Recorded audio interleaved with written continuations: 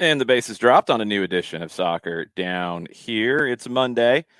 Lots of stuff to get into worldwide. Lots of U.S. men's national team stuff to talk about.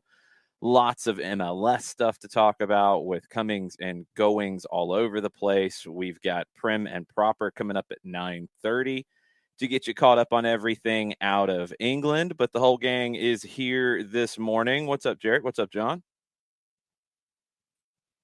It was a fun weekend in England. We'll get into that a little bit at 9:30. Looking forward to getting Niall's perspectives on games at the top and the bottom of the ladder, and a lot of stuff going on. So it's going to be a fun Prem and Proper. It's going to be a sprint at 9:30. I can guarantee you that.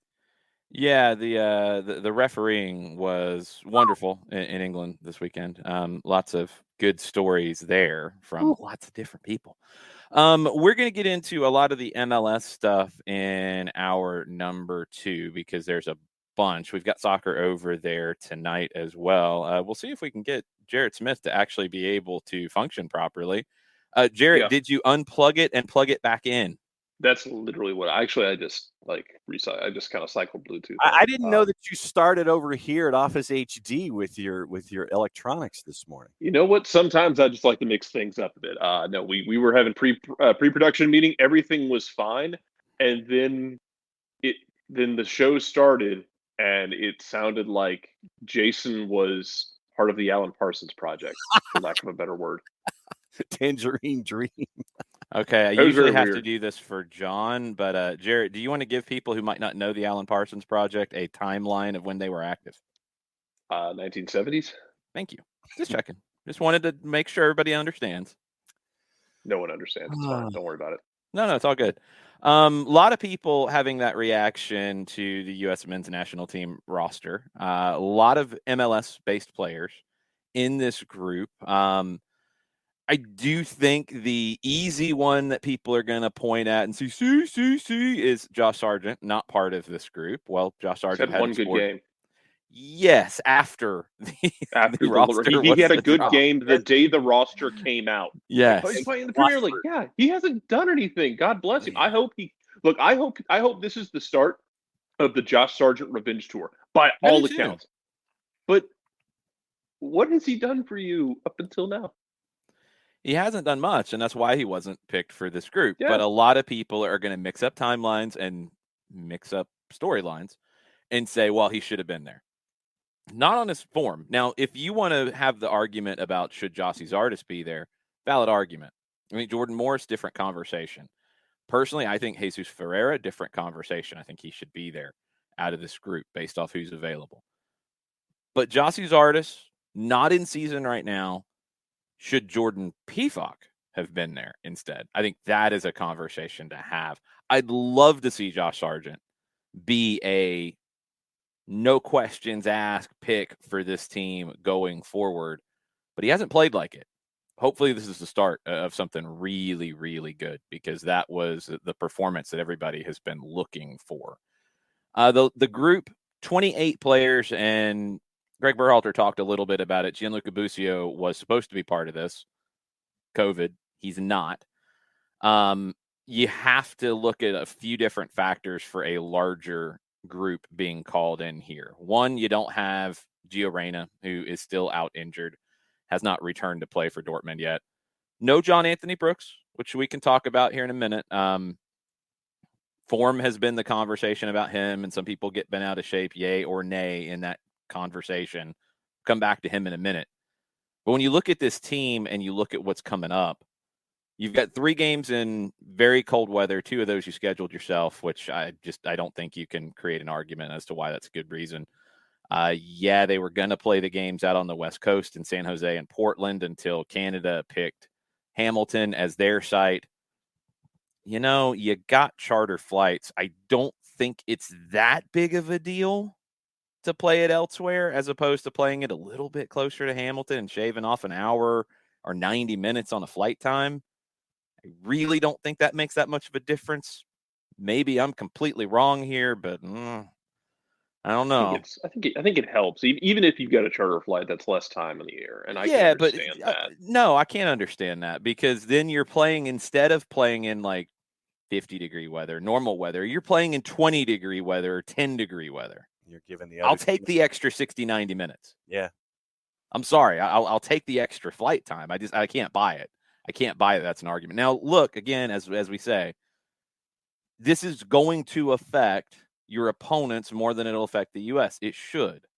When you're talking about one team being better than the other, yeah, you're going to affect the lesser team more with these conditions, but you don't have to in this case because you should be able to win the games outright. I think it's worth the extra 60, 90 minutes. Maybe I'm crazy with that. Couple other elements to it. You are playing on turf in Hamilton. That is one thing to keep in mind. 3 games in a week. That's tough. You need a bigger roster for that. You do have the possibility of guys testing positive for COVID coming in. We got a little bit of a peek at what that process looks like from Soccer America this morning. So out of the 15 European-based players in the 28-player squad, 12 played this weekend. You have to join it. So everybody, all those 15, passed their most recent COVID test in order to play this weekend or be part of the games this weekend. You have to have another negative test within 1 day of the flight's departure to the U.S. and another negative test to begin training. So far, 1 out of 3 for all those 15 guys. That's a good step. That's a good step in the right direction. Hopefully that continues. But you have that possibility of somebody testing positive coming in. One good thing about this, and this is another element going to Canada, Berhalter confirmed that the entire group is eligible to travel to that match. You have to be fully vaccinated. You have to pass the border regulations to get there. Vaccination is part of that. Everybody is eligible for the Canada match. That is the biggest part here. So, when we talk about roster, Jarrett, what are you happiest or not happiest about? There's some guys in that MLS roster that I think you could have gone in other directions. To your point about the strikers, like, look, I love Chelsea Zardes. I have wasted many a breath defending Chelsea Zardes as a really good striker, and in a situation of, hey, there's a lot of times when Chelsea Zardes is on your national team because other guys aren't doing their part in the heavy lifting of being a good striker who's in form, and Chelsea Zardes has been that guy. I've been good with P-Falk in this situation. P-Falk, who's actually linked to a move to Venezia right now. Like, there are other strikers who are like Josh Sargent isn't the only striker based in Europe, and there are others who I think are in good form that would have been good choices. As far as the overall makeup goes of rosters, this is something we need to have a conversation about. As long as we are in the COVID times, when a roster comes out, let's let Greg or whoever the hell is going to have the press conference about the roster speak their get words off and speak their mind before we explode. Because yeah, I looked at it and went, I'm wondering where Busio is. Oh, Busio wasn't able to be a part of it.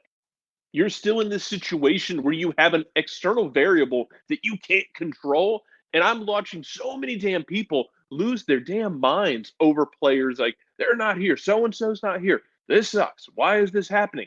Let's find out first before we explode on everybody, because we are still in the middle of a global pandemic that dictates whether or not people can come or go, especially when you are dealing with Canada, who is very strict on their regulations about this. So quit trying to burn down houses without all the damn information in the first place. Jesus. Jarrett, you have perused the hashtag USMNT on Twitter, correct? You've done that before. I mean, I'm waiting for my hazmat suit to get here, so I have to wait for that to arrive before I try this crap again.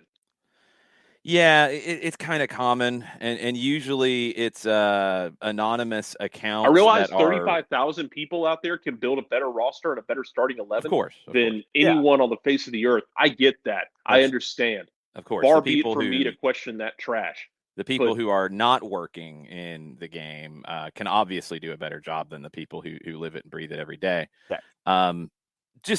I will absolutely tell you, for your own sanity, just be careful with social media with USMNT hashtags, because, man, I don't know why. I really hate that it's so toxic, because I do like to hear conversation around the team.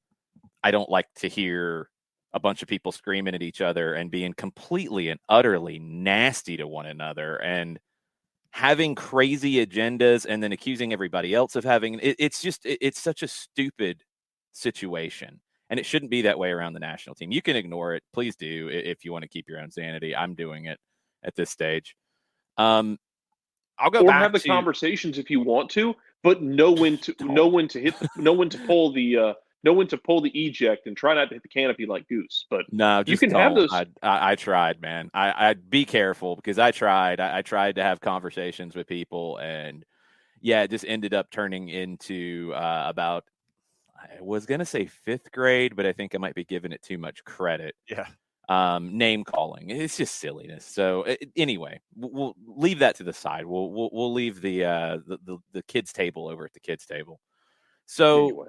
Going back to the podcast that Bart Keeler and I did, Soccer for US, where we went into depth charts, and you look at it up top. I've been harsher on Josh Sargent because of just what I've seen from him, and I think there's the conversation around like, oh, everybody is forgetting about Josh Sargent. No, his form just hasn't been good.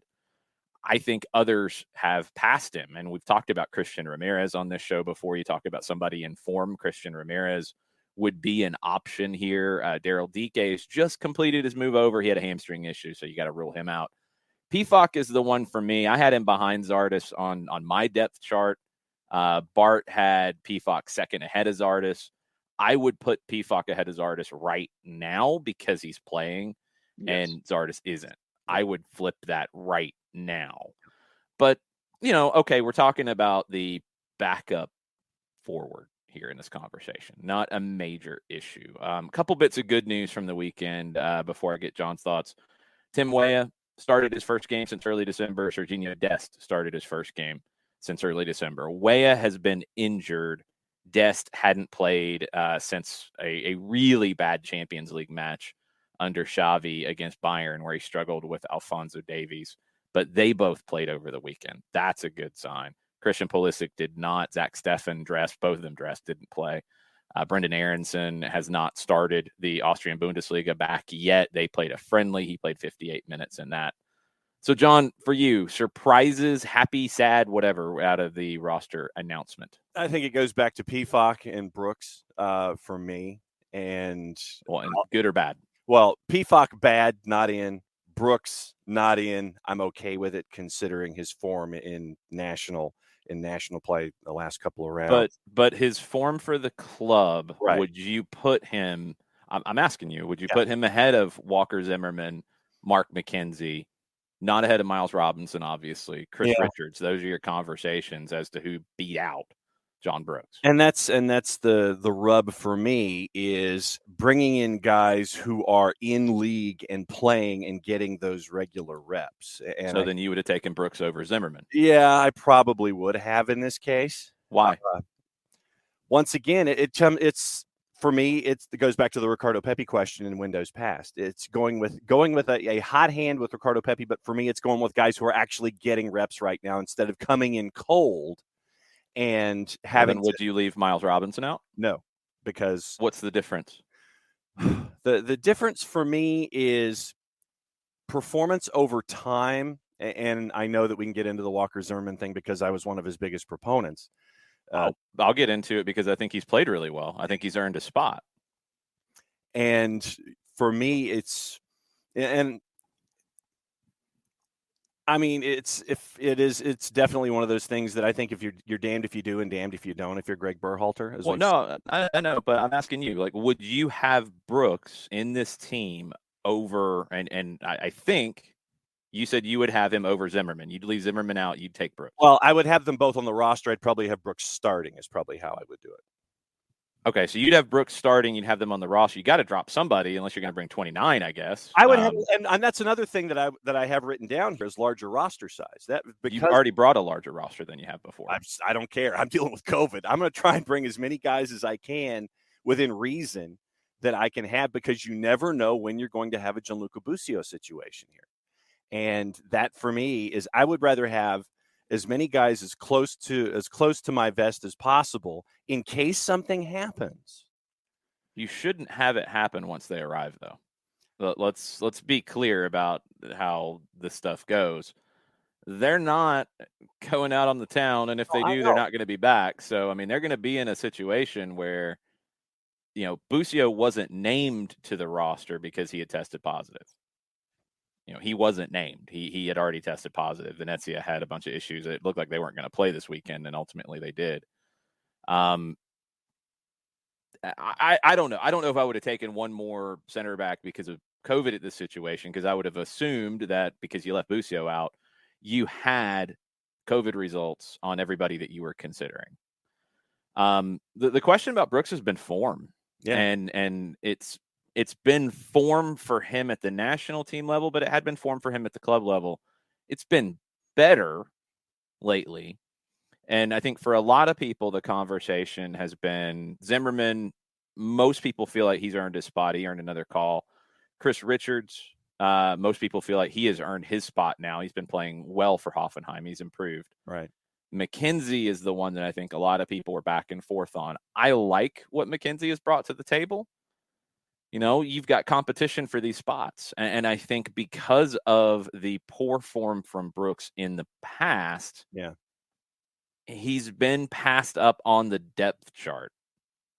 And he's going to have to get his way back. And is it going to be, he's got to have, 9 out of 10s, 10 out of 10s at Wolfsburg to do that, or he's got to wait for an injury out of a Richards or a McKenzie or a Zimmerman or a Miles Robinson or a loss of form from one of them. Is he just on the outside looking in right now until he gets that call again? I kind of think he is, based off what we've heard a little bit. Yeah, I think I think you're right. I think you're right on. I think that he's on the outside looking in because of form of others right now. And for me, the other discussion, I'll go back to the Josh Sargent thing really quickly. I would have had Jordan Pefok in, Jossie Zardes out, just because, once again, Zardes isn't playing right now. And for me, Josh Sargent has been passed on the depth chart. And I know everybody was looking at the performance against Watford on the weekend, and Niall and contributor Niall will get into that a little bit here coming up in just a little bit. But it was Watford, people. It was Watford, and it's one match, and you got 2 goals. Congratulations. Continue your form. You might move up the depth chart. Right now, you're not a part of it for me. Well, the biggest thing is he did it after the roster was already finalized. The roster's out. Oh, he's mad. It's like, no, it was a simultaneous act. No, it wasn't. The roster was already done. Trust me, I don't think Greg Berhalter was sitting there, a few minutes before the game and saying, okay, I got to write this down. Okay, I got to pick. I got to flip a coin here. He already had done this. They've already had the communication. He'd already talked to everybody. The roster was done well ahead of game day for Josh Sargent, and he had a good game, and that's good. That'll create more competition. Jarrett, so the center back situation with Brooks and everything going on, Brooks coming into qualifying was the number one center back, no question about it. Everybody else was fighting for number 2 and beyond. He's fallen all the way out of the group right now. I think it's not permanent. I think it's not, a banishment, but what do you think it's going to take for John Brooks to get back into this group? Because he has the talent. We know that. I don't know, because it's a busy group. I mean, are you going to have to see him dominate versus other guys kind of have to fall off and create that double effect of coming back to the pack and someone else from the pack falls off? Because it's not a bad situation to be in if you're the U.S. national team. It sucks for John Brooks, but if you're the U.S., this is not the worst situation in the world, because what you have right now, and I will listen to the merits of leaving Miles Robinson and or Walker Zimmerman off because it is the off season. If you have a bunch of guys playing in Europe who are in form, which it seems you do. So, I mean, I understand why some people wonder why are you leaving Brooks off and bringing 2 guys who are, in their off season. Well, I think maybe you got a little bit of a hierarchy. Is that a fair way to put it? Like with maybe, what Miles has done, he's probably gets an automatic call at the moment. And Walker, I guess, too. Yeah, Miles especially, because he's such a physically dominant 1v1 defender. Also, he has unlocked the DLC for set piece goals. Yeah, Walker Zimmerman also. We hope so. Yes. Walker Zimmerman has done the same. And as I say that, hey, John Brooks probably has the most famous set piece goal in modern American soccer history. So it ain't like he's a plunk of wood just sitting out there in the field. I mean, is it younger guys like, do you say, hey, let's just leave Chris Richards at home and bring John Brooks because of the veteran experience? Like, it's not a bad problem to have, and someone's always going to be disappointed. Given the time of year this is happening, though, I understand why people would feel that, hey, let's bring more Europe. Let's bring only one MLS guy, and then you get the debate of whether or not it's Walker Zimmerman or Miles Robinson, and that's a whole other conversation. I don't even know where to begin with that one personally. Yeah, look, I mean, well, I think it's easy. I think Miles Robinson's the number one center back for the group right now. I think that part is or should be understood. And, maybe that's why you've got the anonymous sources about transfers that haven't ever been acknowledged anywhere. I don't know. Maybe that's the conundrum that a lot of people are dealing with, is that he's not in Europe, but he's the number one center back out of the group right now. And that's based off what he's done. I think when you're talking about national teams, like we've got to understand a little bit about how a manager looks at this, because I think for some, like maybe you're coming at this from a video game perspective where it's all about their ratings. And if they are the most talented or the best player, then they're always picked, no question asked. In the past for the U.S., that's kind of how you had to pick it, because you didn't have as many top players. So if you had a top player and he was in a bad stretch, he wasn't playing a lot, he wasn't playing at his club, it didn't matter. You took him because he was one of the best players you had, and there was a big drop to who was next. That's not the case anymore. And we've seen this with national teams worldwide, where you get these situations where a person might not be the best fit for the current group, might not be the best, in form for the group, might not fit with chemistry with the group. There's a ton of different reasons why good players don't get picked for national teams. It's not always just the in isolation, this guy's good, he's got to get picked.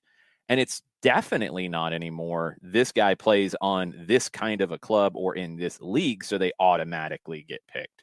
I think those days are done, and that's a good thing for the U.S. That's a really good thing. I think the U.S. is maybe one of the more unique national teams in this conversation, because you look at most of the national teams in this hemisphere, and Mexico's starting to get into this a little bit, but most of their guys who are in Europe are going to get picked, most of them ahead of anybody else. They have a large domestic pool.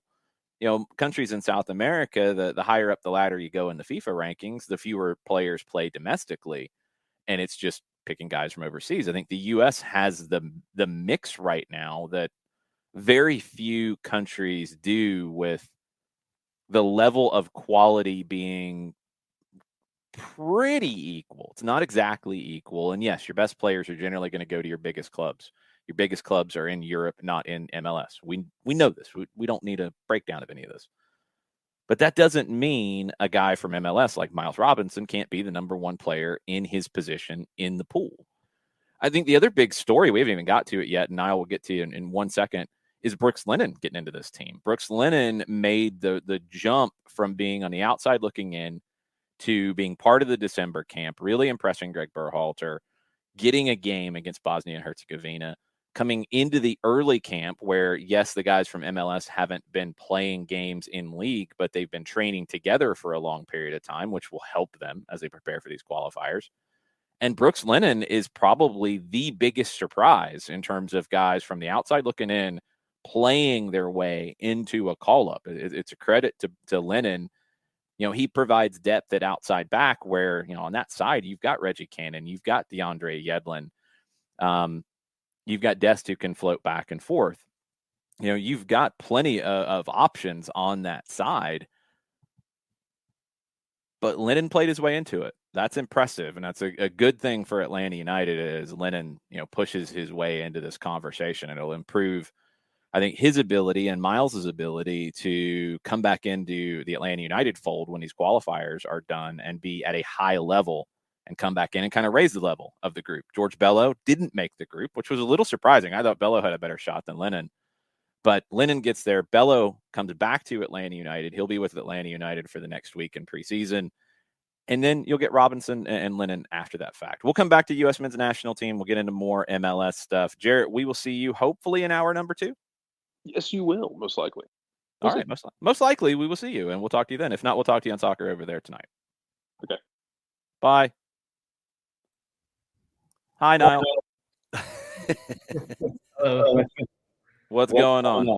Are you guys ready for this Prim and Proper segment with crazy games, some very controversial things in terms of refereeing and especially VAR, all the usual shenanigans with silly season? Are you guys ready for this?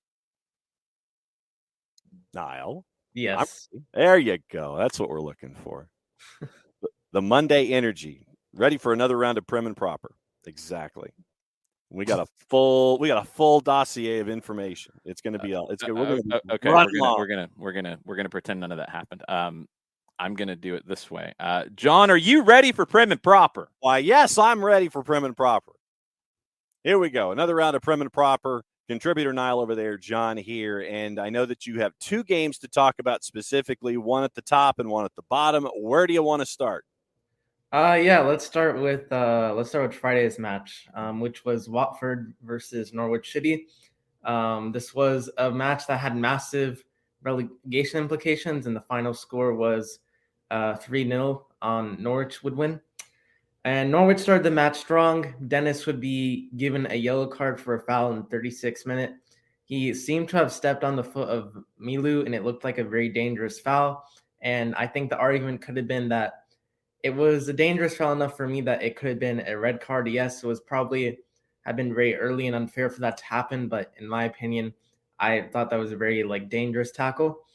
Joao Pedro would provide a chance for Watford in the 45th minute, but it was wasted as he took it upon himself instead of passing it to Josh King, who was open. And that didn't really go well as the 2 players were basically at a dispute about the decision-making because of this. Watford started coming to the match because of how they're playing towards the end of the first half. A massive chance for Sissoko was given to give Watford the lead, but he was not able to keep hold of the ball. It was just kind of passed to him. And Norwich would score in the 51st minute thanks to a beautiful scorpion kick goal from Josh Sargent, and this would be his first goal in the Premier League. And this was some poor defending from Watford as they thought the ball was out of play because of an overhit pass from McLean to Pukki in the build-up, but it was not. And, Watford reacted poorly. And there was a check from VAR as Pukki was trying to get to the ball from the Watford player when the pass was overhit, as the Watford player kind of went down when Pukki made just minimal contact with a little touch in the back. The right call from VAR to not overturn the goal, as I think the Watford player fell too easily with the minimal contact from Pukki. It all came down to physicality and who was stronger. And Josh Sargent would score again in the 73rd minute after a great cross from Fashika. And it was a great header from Sargent as he was able to rise above his man and score a powerful header. There was a check from VAR about the goal possibly being offside because it was thought that Rashika was in an offside position, but after a replay, it turned out he was onside. Dennis would foul Max Aarons with his stud showing in the 77th minute, and he would receive his marching orders. That's poor discipline from Dennis when he knows that he's already on a yellow card, and it does not do his team any favors when they're already down 2-0. There would be a troubling moment for Norwich with miscommunication as Dennis Gunn didn't know if his teammate would get a hold of the ball, so he decided to come out, and it would be a risk as he scrambled out of his box to try and receive the ball. This would lead to a chance for Watford that could have been costly. Joao Pedro was actually close to scoring in the 86th minute as he attempted to curl the ball into the far corner, and this all started from a good counterattack from Watford. And Musa Sissoko would be close to scoring in the 90th minute from a good volley, but he would be offside as he went for the ball early.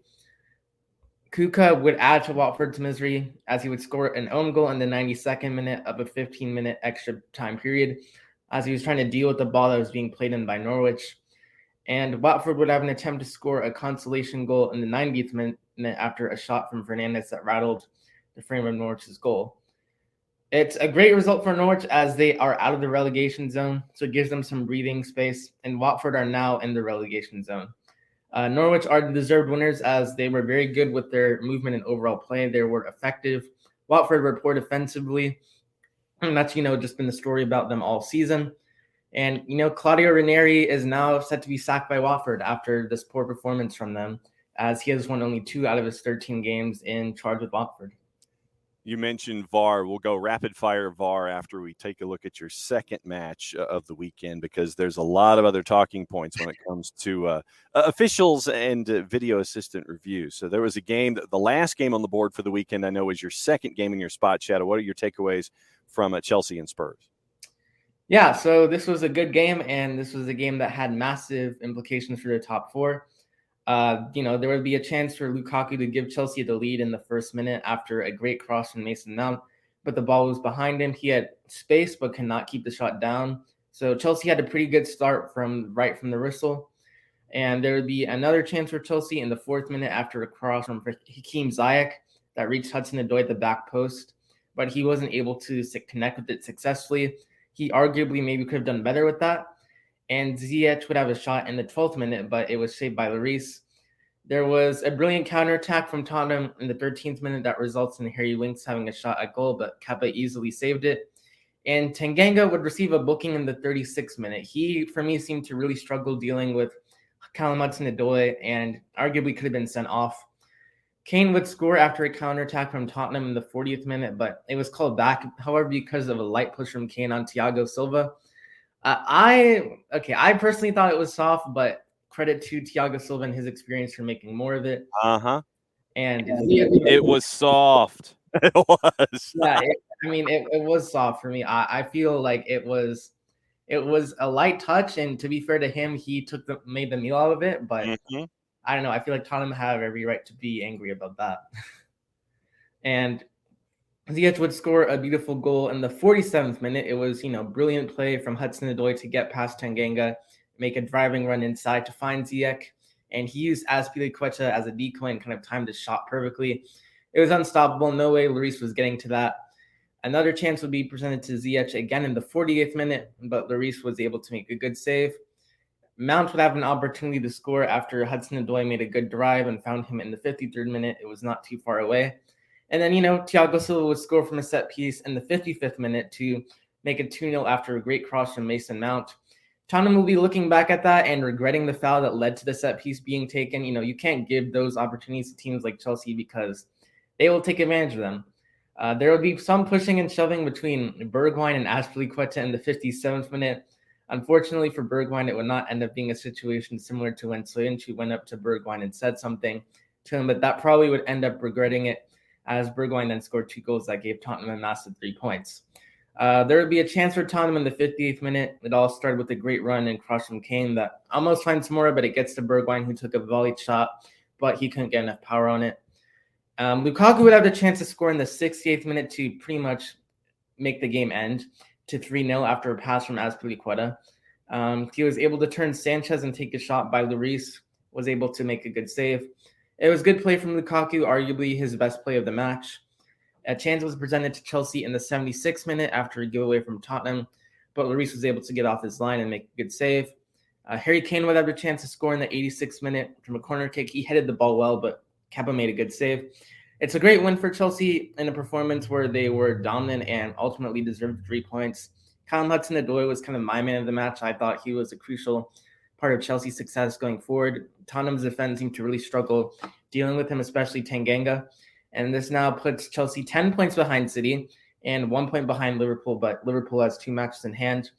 This was a big opportunity for Tottenham to have made it to top 4 with 2 games in hand of Chelsea.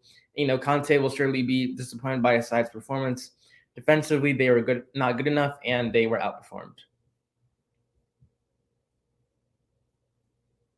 It'd be nice if I could hit the right button. All right, rapid fire VAR. Here we go. Manchester City and Southampton. It was a 1-1 draw by the end of it. I'm fairly certain that Pep Guardiola has 2 ideas in mind as to how the game could have changed. Was it a foul inside the box on Kevin De Bruyne by Southampton in your mind?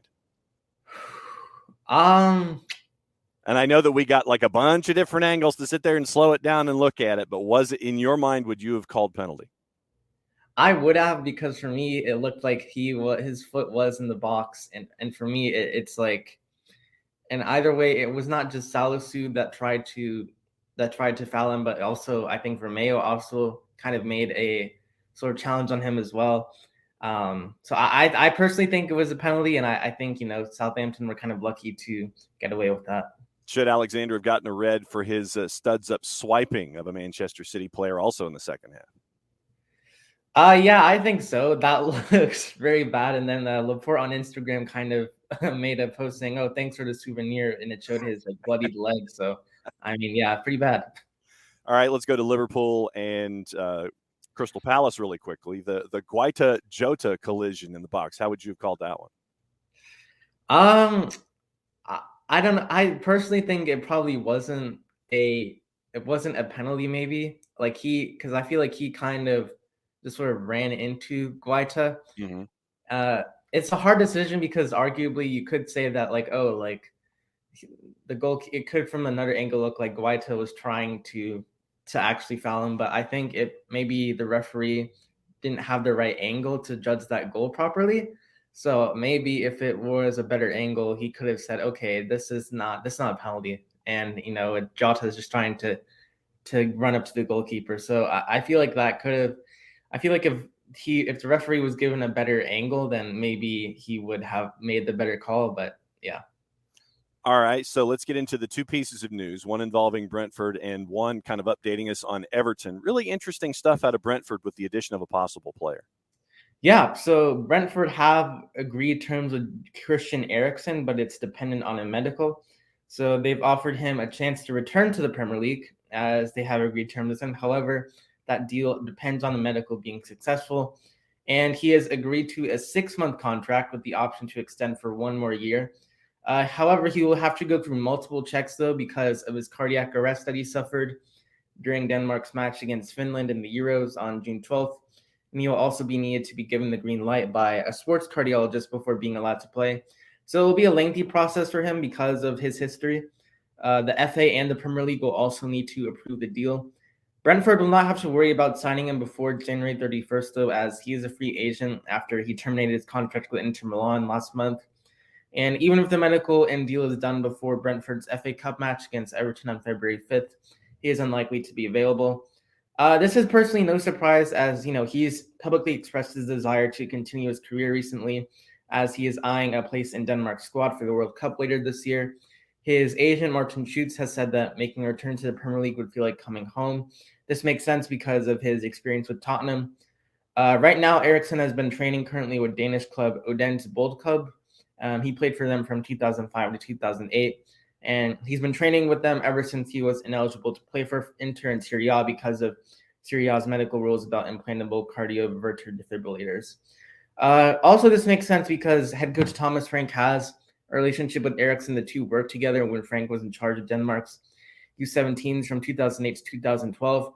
This would also make sense because there is a large Danish core at Brentford with players such as Christian Nordgaard and Mathias Hensen.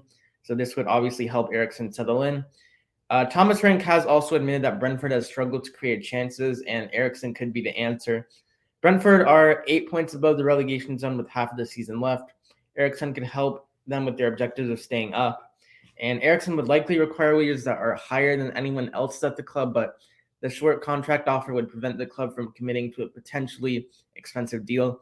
I think my only question, though, is does this make sense for Brentford, and will Eriksen be able to perform up to his standards? Other piece of news really quickly before we get into the questions of the segment. Everton could be considering Vitor Pereira, according to Fabrizio Romano. Looks like Everton have had a meeting with Pereira, most recently managed at Fenerbahce, 9 trophies in his career, good at developing players. Now, let's wrap up with questions, and we got a lot of them, and thanks to everybody who's been giving them to us on the Discord. First from Thomas Gwynn, first of 2. Can Southampton finish in the top 10, or are they going to implode like last year? What do you think?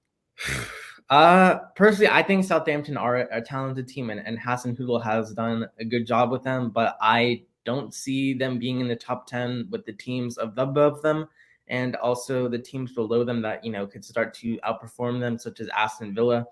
So for me, I mean, they're a quality team, but I just fear that they won't have enough to be able to be in the top 10 because also with the business that Aston Villa are potentially doing and other teams below them, then I feel like they could be outperformed. So then the follow-up from Thomas is Hasenhüttl the best manager for messing with Pep in Manchester City? I would personally say it is Klopp. I think him and Pep have been going at it for a while. It all started back in the Bundesliga with Klopp managing Dortmund and Pep. And there had been occasions where Klopp got the better of Pep with Dortmund.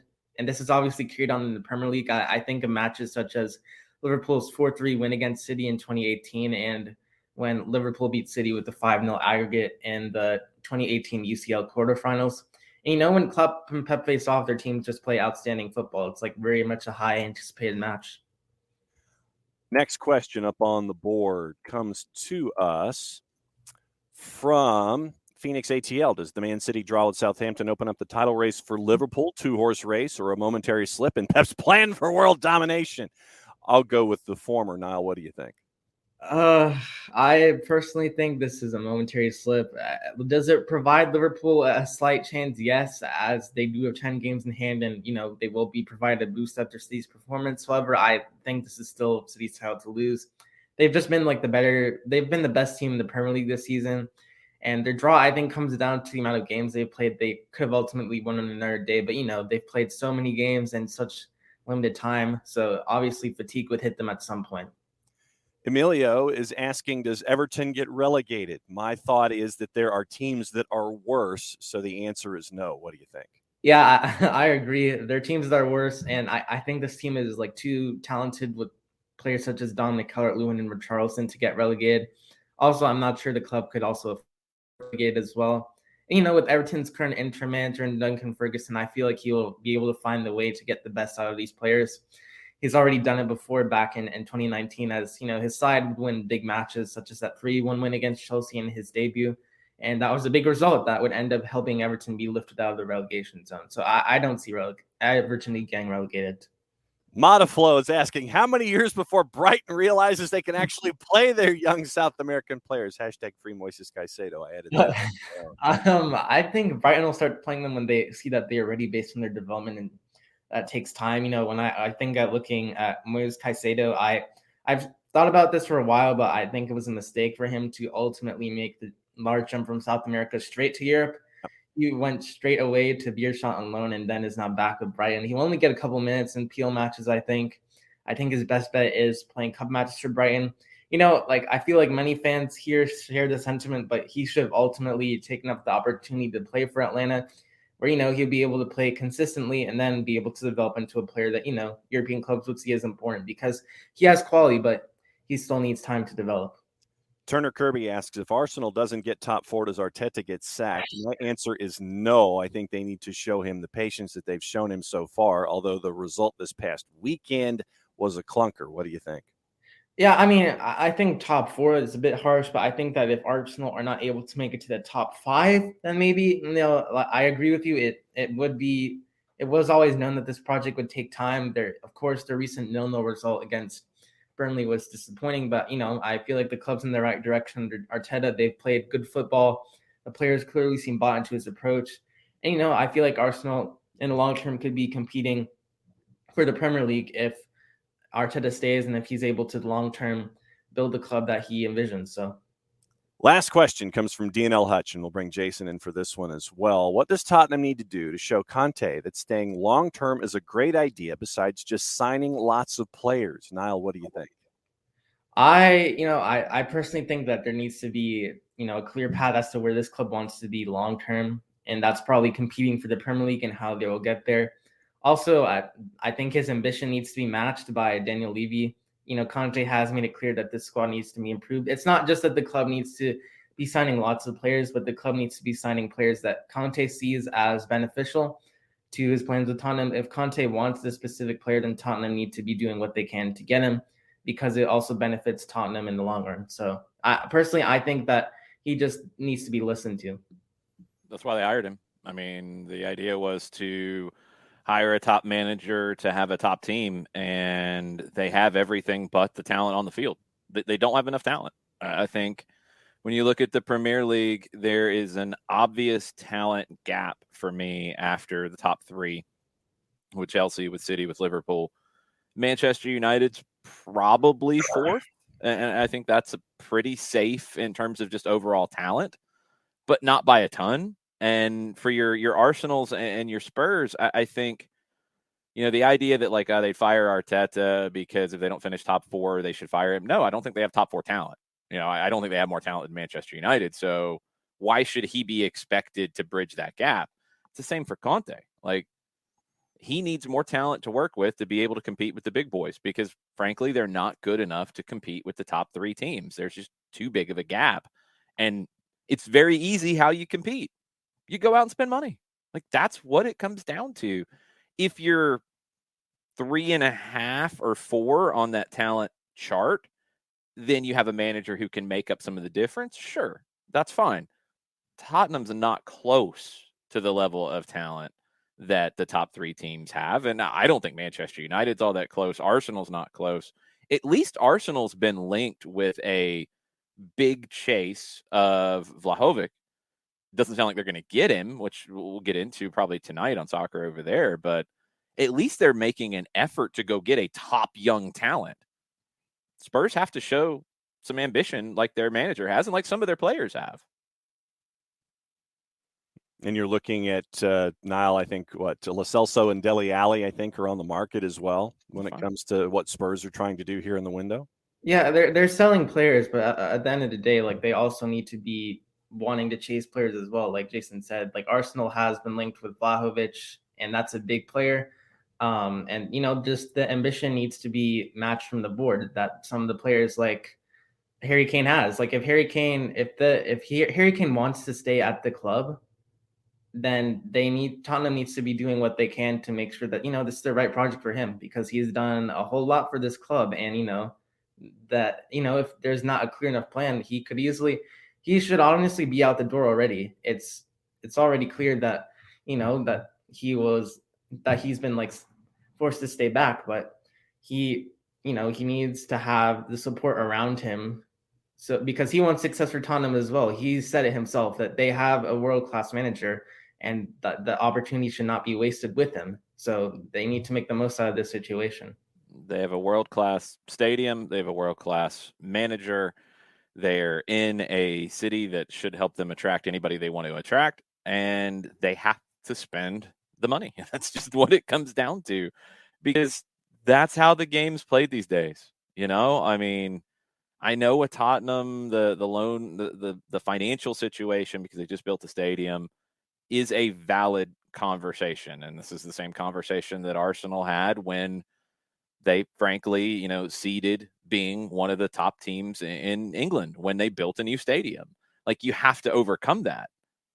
But you can't have the expectations that Conte and Arteta are miracle workers to beat the top 3 teams without having top 3 talent. You just can't. They can only do so much. So, Niall, what is your week like as we head into FA Cup on this weekend and then the international break after that? You gearing up for your FA Cup? Yes, I am. Better than the Gummy Bear Cup. You ain't kidding, brother. Niall, is there any other things really quickly that stuck in your mind from the weekend that we didn't get to talk about quickly?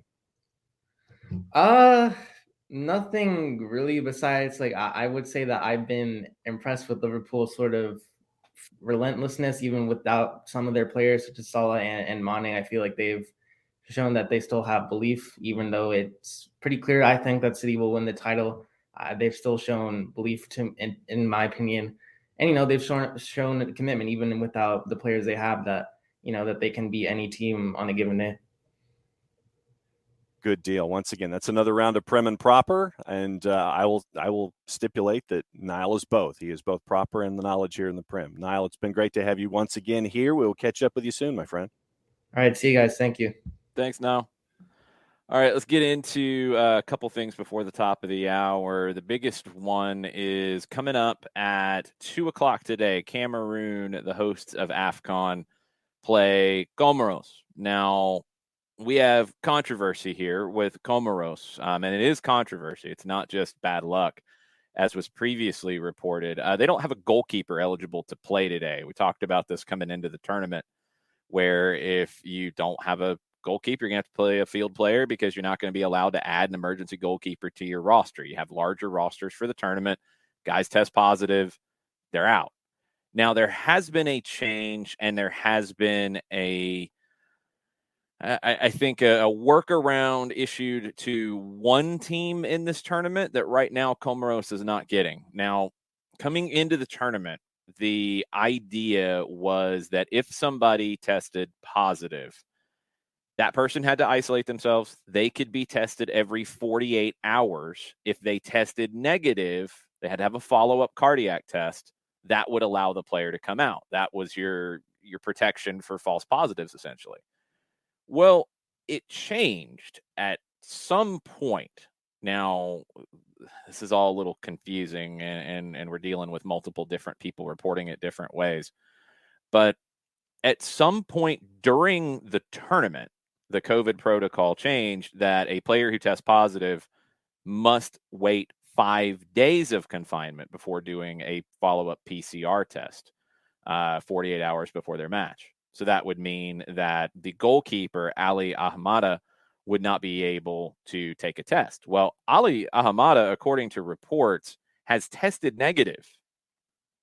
But because of that regulation, he's not eligible to play, and to the point that the CAF, the African Confederation, the Confederation of African Football, might not even allow him into the stadium. Because he's, according to their rules, supposed to be in isolation. Now, this is where it gets trickier, is Tunisia obtained a waiver from the CAF for Wabi Kazari, who played on Sunday in their win over Nigeria less than 5 days after a positive COVID test.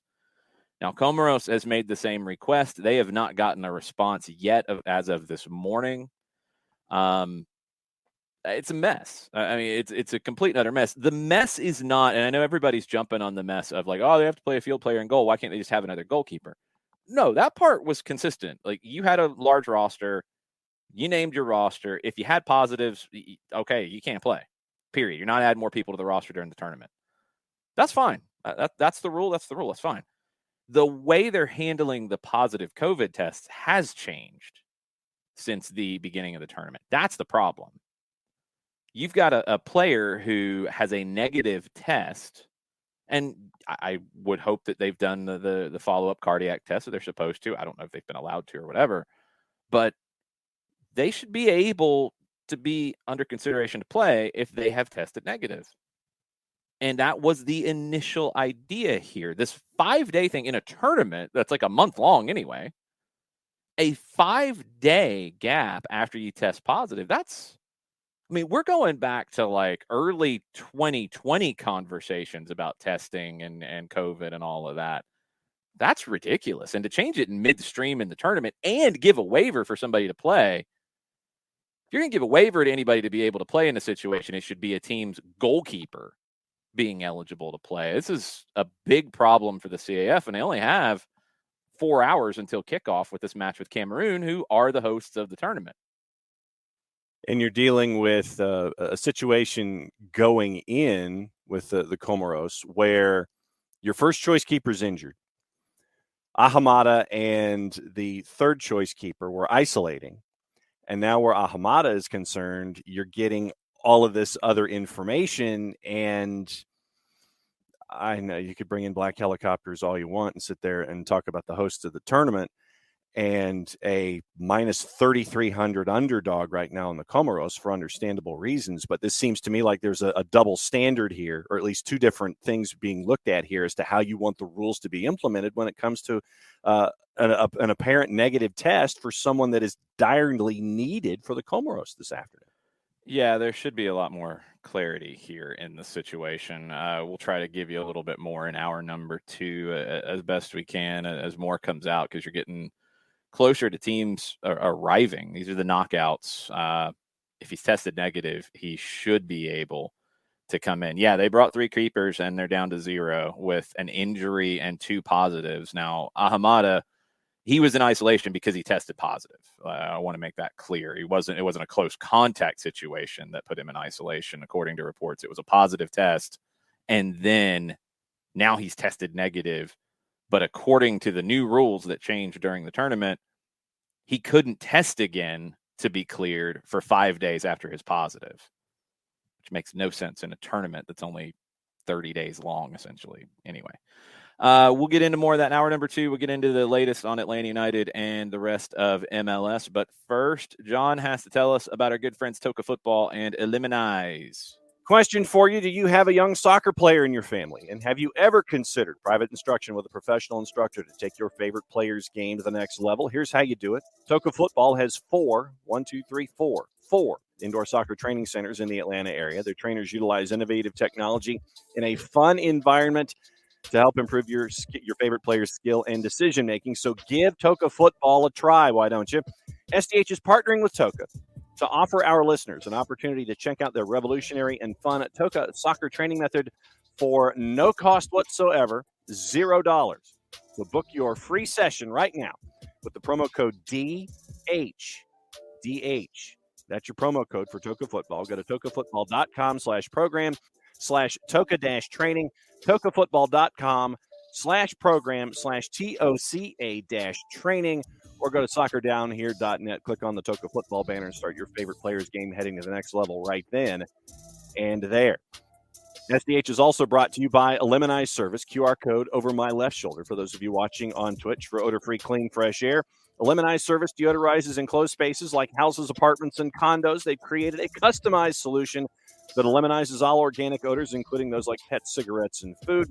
Realtors and property managers use Eliminize Service to eliminate bad odors to help them sell or rent their homes that much faster. It's a turnkey process that makes it easy to work with realtors and property managers, kind to the environment, so it's a green way to get rid of odors without any kind of toxic residue, different than your favorite masking agent that you have under the sink. So all you get to smell is Febreze instead of what it should be doing in this case. Eliminize uses a proven scientific formula to destroy odors down to the molecule. Pricing is easy. Using cubic feet or parts per million to come up with a price that's affordable for you. Results in 24 hours or less. If you have any other questions, frequently asked or otherwise, go to their website, eliminize.com/Atlanta. The /Atlanta part is key, so they know what part of the world you are reaching out from. ELIMINIZE.com/Atlanta. Eliminize Service for odor-free, clean, fresh air. Eliminize Service, proud sponsors of everything SDH. You have this weird thing where it goes longer at the very end where I think it's done. You started adding to the end now. I always say the same things. No, you don't.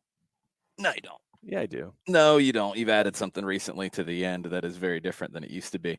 About 2:20 that time on the clock, John. Okay, so let's see, 1:30. No, don't give yourself a headache. You've already shifted your expected time to have a 35 to 40 second gap of what's acceptable. So just 2:18 was the target time, I thought. I thought 1:45 was at one point. You changed it. So well, anyway. Because I didn't do the timing right when I was doing the spacing for the read. Then it was 2 minutes at one point. Then it kept going and it got longer. 1:36 and 42 is 2:18. Okay. Once you start hitting 2:20 consistently, it'll magically be something else because you keep adding things to it is what changes it. Anyway, let's get into the MLS and Atlanta United stuff. Latest on Ezequiel Barco. Links with River, obviously, as we talked about last week. Report in Olé, which is one of the leading sports publications in Argentina, that it would be a 2-year loan with an option at the end of each of those years for River to purchase 50% of Barco's pass for $8 million. So that would value him at 16. That would be just slightly more than the transfer fee back in 2018. And we've had that conversation a million times. What happened in 2018 from a transfer market scale is very different than what it is today. And maybe that's different in 12 months. We'll have to wait and see. But I had also seen, and Olé did not have this, but I'd seen it reported that River could, at the end of year 1 of the loan, could send the player back to Atlanta. So it could be a 1-year loan. They could extend the loan for a second year, or they could trigger the purchase at the end of year 1. At the end of year 2, it's purchase 50%, or he goes back to Atlanta United. So I think just to make it clear, and there's not any misunderstandings here, I think there would obviously be a contract extension for Barco to be under an Atlanta United contract if he would be an Atlanta player out on loan in this case. That's what we saw with Cole Bassett in terms of Colorado and Feyenoord. I think it's kind of obvious that would be the same thing here. I think that's been talked about in at least some of the reporting out of Argentina, but not very clearly because they're not worried about the Atlanta United contract situation portion of it. So that's where things stand. Now, there were also reports, multiple, of Darren Eales and Carlos Bocanegra in Rosario yesterday to watch Luca Martinez, a 20-year-old forward at Rosario Central who is Mexican. He's participated in Mexico's U21s or U20s. What CONCACAF does it a little bit different. You don't have the U21s like Europe does. Sometimes there gets a little confusion across that.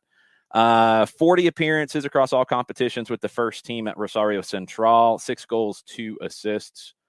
He's grown up at the club. His contract is up in December with Rosario Central, but reports of Darren and Carlos scouting Luca Martinez. And it seems like in most places he's going by Luca Martinez. There is a Dupuy at the end of it as well that maybe creates a little bit of confusion. I think in Mexico he's been pretty exclusively referred to as Luca Martinez. That's what we'll do for now as well until that changes. If that changes, if he becomes a consistent source of conversation in Atlanta. We don't know that yet. But that's where things stand. I've seen reports out of Argentina that they would like to have some resolution here on Barco over the next couple of days. Middle of the week is what I've seen for them. They'd like to incorporate him into training and get him ready to go there with that group. Other stuff with River, it does look like the Julian Alvarez deal is going to get done with City. That could be announced today, according to some reports, but he's going to stay at River for at least the rest of the English season, at least the next 6 months. Now, I've seen reports that he could stay for the whole year and participate in Copa Libertadores or whatever that run looks like for River. So that is maybe a little up in the air, but he should be there. And now on the River side, Tati Castellanos is being linked to River. That had come up in a conversation. Castellanos did an interview with TIC a while back and talked about being a River fan and loving the club. And then the rumors started. Now it sounds like there's more than just rumors to this. Yeah, I mean, I think he's a replacement for Julian Alvarez, but if Alvarez isn't going anywhere yet, what does that mean for Castellanos? I got nothing. I don't know. I don't know. I'm not sure what to do with any of that. So that's where things stand with River. That's where things stand with Barco. That's also where things stand about other Argentines potentially coming to Atlanta United. I mean, for me, John, the Barco situation, it's probably time to make a move. We've had this conversation for a while. He had a great year last year. The market in Europe doesn't seem to be one that is going to come in for a big money offer for him. River is putting together an incredibly ambitious project. I think from Barco's perspective, playing for Marcelo Gallardo is a really appealing move for him. I think a manager who would understand him as a player really, really well, because they're very similar. I think being able to play in a club that has Libertadores as a realistic target and potentially a Club World Cup and all of those things is a very appealing thing if Europe is not on the table. You got to figure out salary. Of course, Atlanta will get it sorted out to open up the designated player spot. I mean, I think these things are kind of understood. I think a lot of people will probably zero in on the dollar figure. And remember, I think that transfer option is a 50% option, not 100% at $8 million. So that values him at pretty much what was paid for him in pre-COVID times. I think a lot of people are going to zero in on that when, I mean, if he wants to make a move, if he wants a new challenge, this is about as good of a situation as I think Atlanta United could come up with for him and protect their investment. Yeah, and you look at the valuation, if we go by what's being laid out there, $8 million for 50%. You're getting, if you multiply it out, $16 million in a still COVID developing soccer economy. You're getting a number out there that is slightly more than what you invested pre-COVID. And I think that that's a good piece of business. If this is in fact the number, and I'll take it right now at face value. If that is in fact the number, 8 million at 50%, looking at 16 million on the whole, I think that's a great piece of business for Atlanta United in a still developing COVID environment for what you invested in Ezequiel Barco. And you look at all of the positives that can be attached to this. Gajardo, River, all of the championships that they're chasing, continuing to learn under someone like that. I think that there are a lot of pluses here for Ezequiel Barco, considering what we saw at the second half of last season. That's the player that a lot of teams are looking at and a lot of fans are looking at. That's the Barco that we want to see. And I know that both sides want to get this negotiated and figured out and put to bed as quickly as they can. So River can get functioning and chase after all the titles with their beyond stacked roster that they're developing, and Atlanta United can chase after another designated player that they can plug in and get ready for MLS season. So for me, there are a lot of positives here. And just once again, keep in mind the economics of the deal as we're looking at it, slightly more than what you invested pre-COVID in a still COVID developing soccer economy. I think that's a great piece of business. Yeah, I don't know how you really quantify the loss in values to COVID. I mean, we talked about from a international perspective, the transfer market over the last year was, maybe 60% of what it was in 2019, maybe 65%, doing the math somewhere in that ballpark. That's a pretty big drop. And now every player's value didn't drop by that corresponding amount. Keep that in mind. But that's where things stand. So that would clear up a designated player spot. Waiting on the final, I guess, things to be signed off on Eric Lopez's loan to Bonfield. That would open up a U22 spot, according to Darren Eales in his comments last week. So that would give Atlanta a little bit of wiggle room, not much, because their roster is pretty complete. There's the Thiago Almada question, and that's still out there, and they have the exclusive option. And they'd have either way they want to bring him in, whichever way he fits as a designated player or U22. If the Barco move happens, the Lopez move happens, which he's already training with Bonfield, but has not been announced on this side of things yet. I'm assuming that is down to terms and rosters and cap relief and all those kinds of questions that have to get sorted out when you're dealing with these moves from an MLS perspective. So that's where that stands. We'll take some questions on that here in just a bit. Other MLS news from the weekend, and there's a decent bit of it. Kasper Shabilko is a Chicago Fire forward now. $1.15 million in allocation money is the deal. $575,000 in 2022, $575,000 in 2023. 35 goals in 83 games. Shabilko thought his effectiveness waned as Philly started to change their style a little bit more. He didn't suit their higher pressing 4-4-2 diamond game as much. I think he will be a player that Chicago will probably try to build around a little bit more. We'll see if that works or not. I think he's still a good player. I think he's still a really good player in this league. I just don't think he fit where Philly was going. I don't think he fit what Jim Curtin was doing tactically with that team at that stage. Philly is close to signing Danish striker Mikael Ure, who Jonathan Tannewald has reported. The Sam Stejskal has confirmed it. He's in the Danish Superliga with Brøndby since 2018, 48 goals in 123 games across all competitions. Brøndby has said they've accepted an offer from a foreign club. They didn't give any details beyond that. He made his Denmark national team debut in November of 21, come off the bench in a World Cup qualifier against Scotland. That was one that Denmark had already clinched, brought him in, maybe looking ahead to the future. Philly does have Julian Carranza as well, who I do think suits the way that Philly plays a little bit more now. I'm assuming Ure would as well. And you have Corey Burke and Sergio Santos, 4 forwards for 2 spots. Pretty good competition. And if Ure comes in as a designated player, there'd be big expectations on him. And, he's 27 years old. Is he ready for those kinds of expectations as we bring Jarrett Smith back in? Jarrett, since you walked in the door, I'll ask you the question. Has Philadelphia improved themselves in your mind with dealing Shabilko and bringing in potentially Mikael Ure of Denmark? I don't know Ure enough to say yes or no. They're definitely making a change. but I don't know if Ure is good or not. I haven't looked at him, so I don't want to say yes or no if they made themselves better or worse, honestly. You're going from a known product in Shabilko, and I think we talked about this, that he might not fit what Philadelphia is right now, and maybe he just needs a change of scenery to go to someplace like Chicago. Maybe Shabilko's the winner in all this, that he gets to go somewhere that might fit what he's doing a little bit better. As good as he was in Philadelphia, it did kind of slack off in terms of production a bit. So maybe he is the real winner here.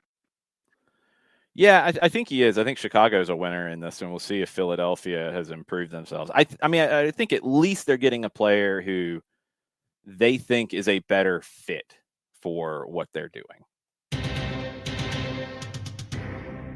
It's done. It's been talked about forever, it feels like. Orlando City, Facundo Torres of Peñarol. He is officially an Orlando City player. He's part of the Uruguayan national team right now.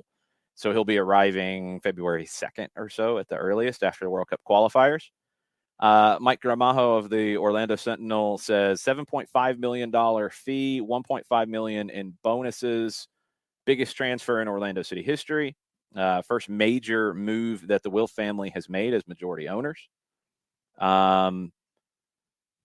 Torres is 21 years old. He is one of the top prospects coming out of South America. Peter Coates, who knows the South American game as well as anybody, says it's a great addition. As ever with young players, patience should be afforded, but it's another example of a top South American talent heading north, heading to MLS. Torres has played a lot on the left wing. He could play up top, John. We wondered what the Wilf family would do and how aggressive they would be. Straight out of the gate, dropping $7.5 to $9 million on a 21-year-old from Uruguay is a decent signal of intent that they're not going to sit around and watch other teams spend a lot of money. No, and you look at what they do when it comes to their other franchise, the Minnesota Vikings, and they invest there as well. I know a lot of folks would sit there and question some of the level of their investment with some of their players, but they have shown in the past that they will spend money to bring in talent to try to improve one of their properties. And this is when you're spending $7.5 to $9 to bring in somebody right out of the blocks. I think it's a statement. And I think also that they're looking at the other owners around the East and around Major League Soccer that are sitting there and investing as well. And it's like, all right, so we're going to make our statement here as well. And I think that for the Wilfs, I think it's a good shot across the bow that, okay, we're in this and we're serious about it. We're not going to wait for anything. We're going to go ahead and invest here. And so now that you've done this, what's the next step? And what's your build continue to look like if you're Orlando City? And I think that it's a good first step for the Wilf family. And I think that if you're a fan of Orlando City, I think you ought to look at this one once again. You mentioned Peter Coates mentioning patience. And I know that there's going to be an expectation level there considering the outlay here, but it's a good first step. We'll see what the second step is now. I do want to see, Jarrett, when we talk about Orlando, because Torres has played a lot on the left side. I think some are saying he's the DK replacement, and he very well could be. I mean, look, we see it everywhere now that, not just players playing on either side of the back line, wingers being inverted. You see wingers play up top. You see forwards play on the wing. Like these are all common things. But let's look at the front three possibilities for Oscar Pareja, because I'm assuming that he'll stick in a 4-2-3-1. It suits what he's got to work with. You got Galese, one of the best goalkeepers. He likes Joao Moutinho a lot. You got Kyle Smith in reserve at left back as well. I kind of prefer Smith, to be honest. Huon, one of the more dangerous outside backs attacking-wise on the right side. You pretty much brought your core back with Robin Janssen, with Antonio Carlos, with Rodrigo Schlegel, three solid center backs. I think Janssen is one of the better ones in the league. Central mids, you got pretty much everything you had before except for Nani, who mostly played out wide but sometimes played as a 10. You got Junior Urso. You got Sebastian Mendez. You added Cesar Araujo. You've got Andres Pereira. You brought back Mauricio Pereira. So your back six, even back seven, will include the 10 in there in Pereira. Good, solid, you know what you got. Pretty much everybody back. Your front three, right now, this is who you have to work with. You've got Pato back. Questions about being fit, but they signed him to another deal. You got Tesho Akindele. You got Benji Michel, who can play up top or play out wide. You've got Sylvester Vandervader, who I think is a very good right winger. And you've got Facundo Torres. Now, they're going to loan Alexander Alvarado to LDU in Ecuador. So that's 5 guys for 3 spots. 5 good players for 3 spots. How do you feel about Orlando's lineup going through that and adding a young, talented player like Torres who could play out on the left? He could play as the 9. You can move pieces around a little bit. I like adding Torres a lot. I do too. Let me ask this.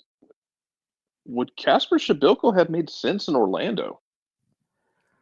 Yeah, he would have. I think he would have. To a degree, he would have. The reason why I think a lot of people are thinking Torres will go up top, and it could be a process, is Cesar Luis Merlo is also reporting that Orlando has done a deal, and this is a player we mentioned a while back that looks like it's gotten done now. Gaston Gonzalez of Unión de Santa Fe, Argentine winger, $3.2 million for 70% of the pass. It'd be a deal through 2026, so a long-term deal here. He's 20. Looks like he's going to stay at Unión through May, through the Copa de la Liga portion of the Argentine schedule. Okay, you add another winger to that group. Are they going to play maybe a little bit differently than having a Shabilko type or a DK type as the number 9? Are they going to go with a lot of young speed and have a guy like Pato coming off the bench to be a real change of pace late in games? I don't hate that idea. I guess my follow-up question to you would be, does that mean that that maybe they won't do the classic kind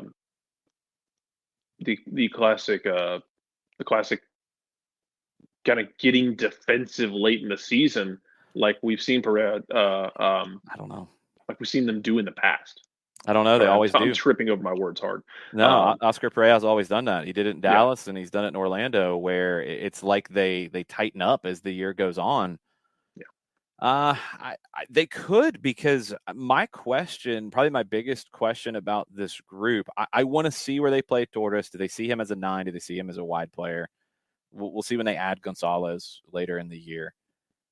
Is Mauricio Pereira still able to give them what he did when he first arrived?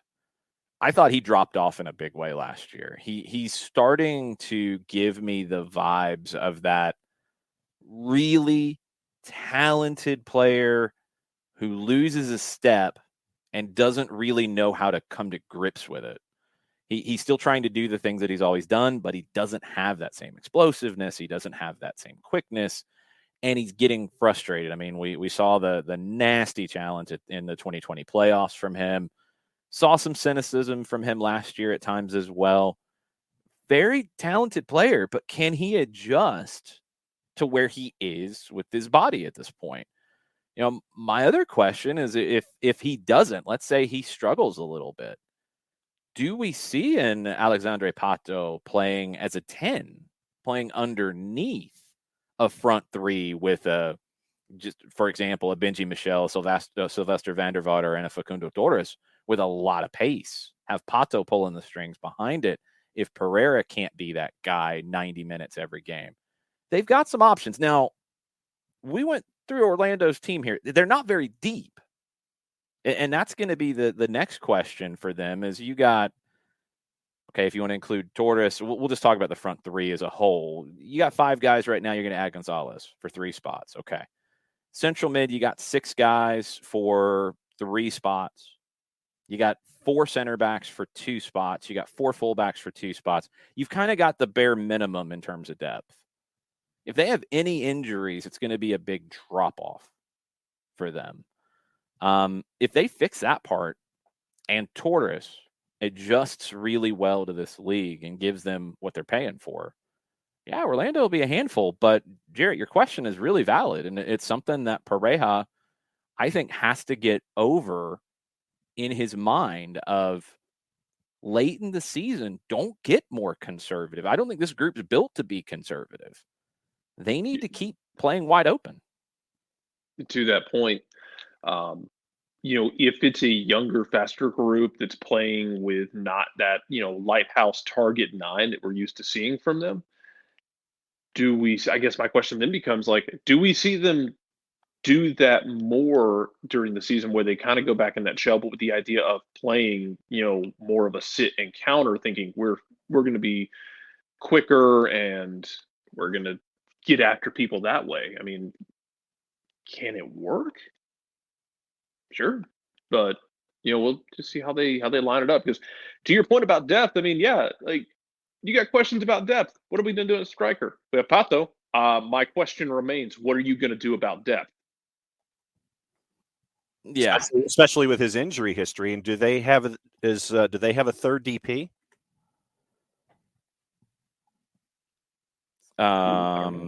I don't know their designated player situation off the top of my head.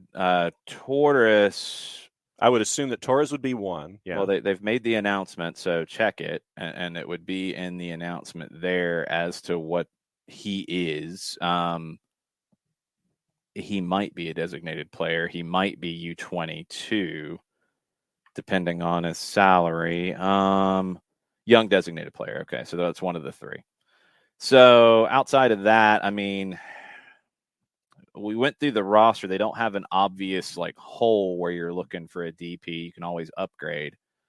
They're designated players, if this is accurate, or they now have two, so they would have one spot. Pereira is a designated player, and now Torres is a designated player. So they could add one more. This is from MLSsoccer.com, which they're doing pretty good in updating everything pretty quickly in terms of roster. Can't think anybody else here that would be a designated player, so that would appear to be right. Do they go and spend on another designated player? Who could that be? What kind of position could you be looking at? Could you be looking for a true number 9?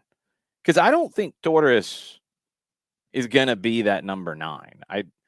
Could he play it? Yeah, he could. In World Cup qualifying for Uruguay, he's played 5 times. He started 2.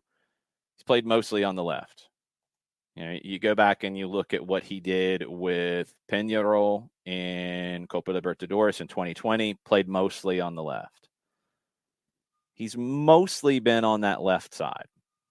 Could he turn into a 9? Sure, he's not going to be a 9 like Daryl Dike. It's not a Dike replacement. Like he's not that player. Doesn't mean he can't play the position, but he's different. If you're going to go out and add another designated player, number 9 would feel like the position to do it.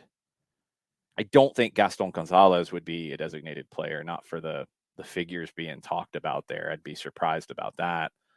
So, yeah, I mean, I guess you could. I don't think you have to force it, and it'd probably be smart for Orlando to wait till the summer and see where things are and see if, Pato's still upright and see where Pereira is, because you might need to go get a number 10. If Pereira is still a question, although they signed him back for, I think, another year, you might need to go ahead and look for the replacement there and stagger it, and then get your number 9 later if you're able to make do with it. We'll see. I want to see how Pereira plays this, because I'm not 100% sure what the front 3 looks like. I would guess right now that it would be Torres on the left, Van der Vaart on the right, and either Michel or Akindele as the number 9, with Pato pushing them. And if he's ready, he would probably be your starting number 9. Now, he's different than DK too. He's a very different kind of number 9, but that was where they tried to go at the beginning of last season, and then he got hurt and it didn't work out. Miami, talking about moves and all kinds of moves. Miami are pursuing DeAndre Yedlin, according to reports all over the place. He's going to leave Galatasaray via a buyout, according to Turkish reports. He would come through the allocation order ranking. Miami has the top spot. They got it from Charlotte when they traded Christian McCoon there earlier in the offseason. Yedlin has tons of links to Chris Henderson, who is pulling the strings with the roster in Miami. Yedlin was linked with a Seattle Sounders return. That's where he came up. He was their first homegrown player. Henderson was there. Henderson knows Yedlin really, really well. Yedlin coming back to MLS, wanting to make sure that he plays a lot in a World Cup year. Those things make sense. He would go into a Miami team with no right backs. So, okay, that makes a ton of sense. Jarrett, how do you feel about DeAndre Yedlin in MLS at this stage? 28 years old. Yeah, I think we think he's a little bit older than he is. He's only 28. I mean, how's he doing? I mean, I just remember, I will never forget him just being such a good speed merchant, but not just a speed merchant. Like, he has skills. Yeah. He's just so damn quick. How's he? I mean, my question is, how is he holding up physically? Because that's MLS don't run you, especially at his position. If he's holding up, I don't ask that to be critical. I ask that because I genuinely don't know. I haven't kept up with him. I don't think that's if he's still got it. Okay, then yeah, I'm fine with it. Heck yeah, let's do it. So yeah, I just want to clarify. Like, I'm not trying to suggest that he doesn't still have his physical gifts. I just haven't kept up with him. He's different. I mean, he's not what he was as a kid, where he was a speed merchant. Yeah. Like, he's got good speed.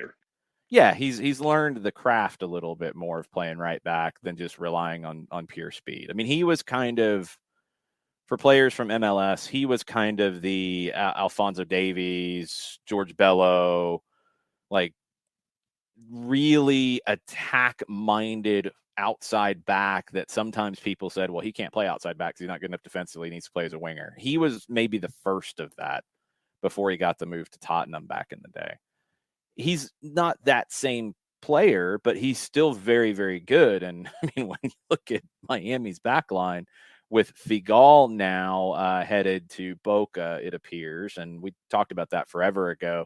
It was going to be a loan in the initial reports. Now it's going to be a full transfer, according to the reporting out of Argentina, and that should be done any day now. I look forward to seeing him try to like punch someone in the face in Argentina and see what happens. He'll get punched in the face. Yes. They'll okay punch with back that. For sure. Good.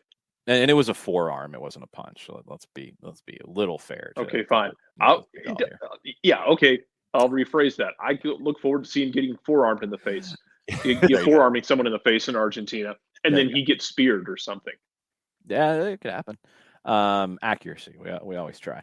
So Miami with either Kieran Gibbs or Jovan Jones on the left side, DeAndre Yedlin on the right, Jairo Quinteros, Christopher McVeigh, Damian Lowe, Aime Mabika as your center backs. I mean, they're not going to be fixed, John, in one window, but Chris Henderson has done a good job to get them to this point. And DeAndre Yedlin would come in and be, I think, potential captain material for Inter Miami. No, I think you're right on. I think that having that kind of experience at the back is going to help. I give Chris Henderson right now, I'll go ahead and say it. Chris Henderson for me right now is the inside track for Executive of the Year in Major League Soccer. And the season has because he got rid of a bunch of people. Because he got rid of all of the nonsense that was there at Inter Miami.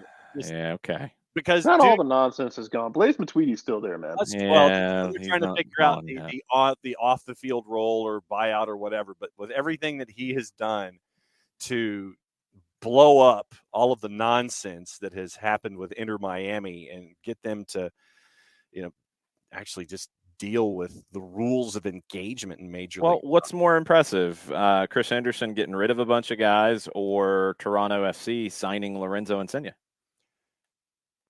If you got money, it's really easy to spend it and convince somebody to come. I think that trying to deconstruct something and trying to rebuild is more impressive for me than sitting there and saying, okay, we're going to open up the checkbook for the 30th time in a row and convincing a player of Insigne's quality to come and play. I understand that, but I think how easy has it been for Newcastle with all their money right now? Oh yeah, it's been real tough. They haven't. Well, no, it has been real tough. What I'm saying is they haven't been able to sign anybody, and you know that they're going to have to overpay for folks to bring folks in. But for Chris Henderson to do what he's done at Miami, getting rid of a bunch of dead weight, being handicapped with a lack of allocation money, having to trade Lewis Morgan to bring in allocation money, wheeling and dealing as much as he has. I think he's done a fantastic job. And if you bring in someone like a DeAndre Yedlin that can be a stabilizer for you at the back, I think you're right there. I think he could be one of your captains in discussion when it comes to this season. No, he's done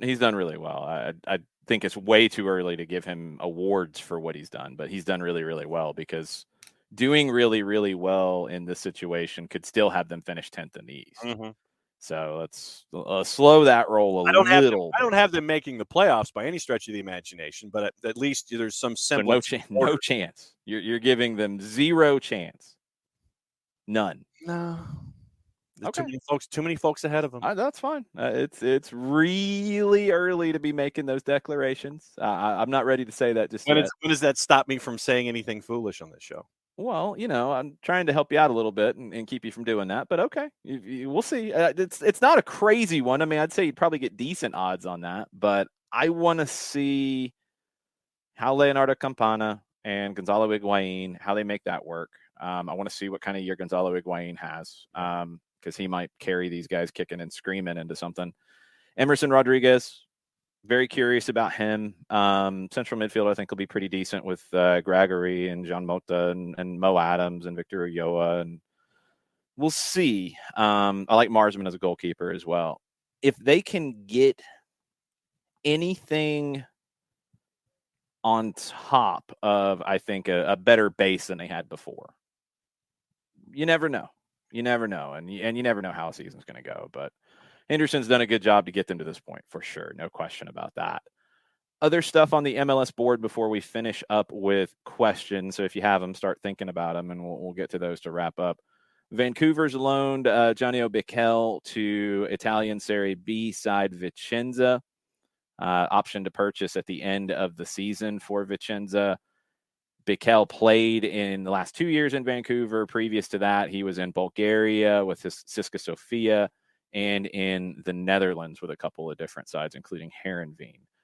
Portland, their two starting center backs both recently underwent successful sports hernia surgery.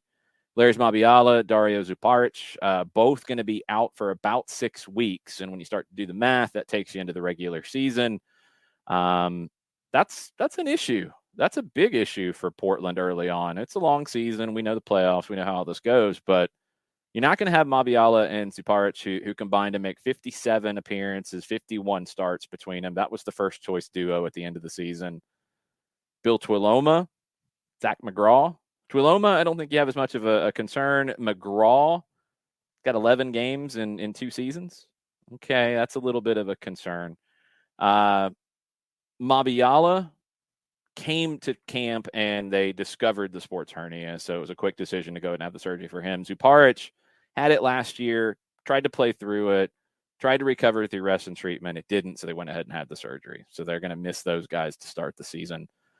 And Toronto looks like they're adding another defender, but they're shipping one out as part of the deal, so you're still very thin in the back.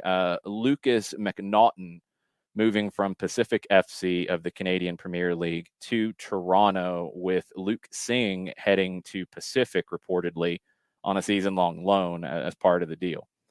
175,000 future incentives is what it looks like the deal is going to be. It's a great move for McNaughton, who has been a stalwart there at Pacific FC. But can you expect a player coming up from the Canadian Premier League to contribute in a big way with Toronto FC? Now, Joel Waterman did that with Montreal, and he's been good for them.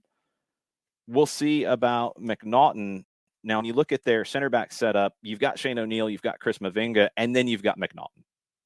That's your 3. He's going to have to play some, and they might see him as the starter ahead of O'Neill. I'm not sure about that. It's probably a competition between those two. Now, you've got Salcedo reportedly coming, but that hasn't happened yet.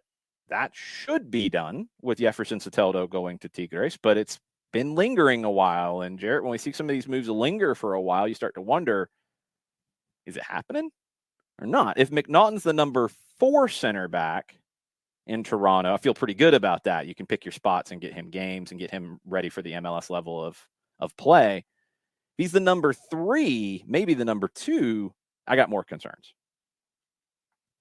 Yeah, and it might be other rumors coming out that we just haven't seen them happen yet. I mean, I don't want to write it off one way or another, but yeah, if he's your 1 or 2, yeah, I mean, kind of thinking, okay, we're gonna have to protect him a bit, and maybe we just maybe we give him a little bit of sheltering as we get him up to speed. But yeah, if he's deeper in your depth chart, you're feeling fine about it. I think. I don't know kind of how they'll make it unfold. Because at the same time, there's still a couple days. What's the date? Today is the 24th. They still got days to get deals done. We'll see. Yeah, I mean, it's not ideal, but this was the concern you had about Toronto. That hey, man, that offense looks good. What about the defense? It's more of an arena football style. Yeah. You still got the Kamar Lawrence thing lingering out there too. That hasn't been announced either way if he's leaving. We'll see. We'll see where it goes for Toronto FC. We did have a preseason game over the weekend. NYC beat the Red Bulls 3-1, and Eber had a couple of goals. That's a really good sign for NYC, especially if Tati Castellanos is on the way out. Quit trying to make me love you, River. River's gonna be fun to watch, regardless, with all of this firepower and all of this talent. But I don't know about God, if they bring him in the summer to replace old boy going to Manchester City. I swear, yeah, Alvarez going to Manchester City. If they bring him in to replace Alvarez, I am going to be so pissed because I'm gonna actually have to cheer and be excited for River. I don't know. I don't know if Castellanos is going to want to stay here for 6 months and then go. Like I don't know how any of this is going to work out. I don't know if Castellanos is actually in camp with NYC right now or if he is not. Little unclear on that. There's a few players in those kinds of situations that we're kind of waiting to see more updates on. A couple of non-MLS news before we get into questions. If you missed it last week, Greenville and Lexington of USL League One, Lexington's coming in next year, released renderings of their proposed stadiums that they are working on, and both are in good process with local governments and all of that. Both look great. The Lexington one is downtown, almost like right next to Rupp Arena. The Greenville one is in the city of Malden and Greenville County, and it looks like they're in really good position to get their 8,100 seat venue there. That would be used for community events as well, not just Greenville Triumph games and for the League One and the W League side. So lots of good updates on the facility front in League One as it continues to get fleshed out. Now, if you go back into our library, we caught up with the folks from Lexington when the franchise was announced, and they mentioned the stadium and the build and what they were looking at when it came to their facility. So go back into the archives and listen to that one from Lexington. And the Malden facility, Malden is southeast of downtown Greenville, and it's on the outer perimeter. And Chris Ashley can fill in details in this as well. But I think it's a 40-acre site, and it's part of one of those combination developments where it's residential, there's commercial. You're going to have the stadium that's a part of this whole dynamic, and it's not the first time that we've seen it in League One where you have a stadium as a residential commercial hub. It's the third time we've seen it in rapid succession from what we've seen down in Statesboro with what's being built with South Georgia Tormenta, with what we're seeing with Sean McDaniel and the Martinos and Chattanooga Red Wolves. And catch up with Sean, we talked about that as well when it comes to the Red Wolves update for this year. So this is something that we're seeing in League One. You're seeing these hubs of energy, hubs of creation that aren't just for athletics. It's for a lot of other things with development and commercial and residential and all these other aspects. And that makes the stadium more viable because it's part of the centerpiece of a larger development. So once again, very cool to see USL League One growing in this way, the third stadium to act this way right now with Greenville Triumph. All right, we'll get into questions to finish up a Monday show. Tomorrow, I will drop, and I'll jump on Twitch. I'll give you a time to do it. I'll record it live to Twitch, and it'll be on your podcatchers later. An early kind of update on news and rumors and such. Won't have a normal show tomorrow. Atlanta United playing Georgia Storm in a preseason friendly at the training ground. Closed to the public, but open to media. So we go get some scouting in on both teams because we're looking forward to working with Georgia Storm and their NPSL season coming up, calling some games from Carrollton for them, and obviously looking forward to seeing Atlanta United a few days ahead of their match against Georgia Revolution on Sunday in Athens. Bartimus Prime, Bart Keeler will be dropping a Soccer for US episode this afternoon/evening. to get you ready for qualifiers coming up. Bart will be with us on Thursday to preview the first couple of games, and I'm sure we'll talk to Bart next week to recap things as well. All right, question from Will to start us off. Does Bello get added to the national team roster if any of the fullbacks test positive in camp? I mean, Jared, I'd guess he's probably like the next in line, and it'd be easy for him to join up with them very quickly. It's probably one of the last cuts from the 28-player group. You know, I think the domestic players are probably all good and have been testing and are in a protected bubble-ish scenario. And as we talked about at the beginning, the incoming guys, you know, had to test negative to play over the weekend, and everybody was involved in games in some form or fashion, even if they didn't get on the field.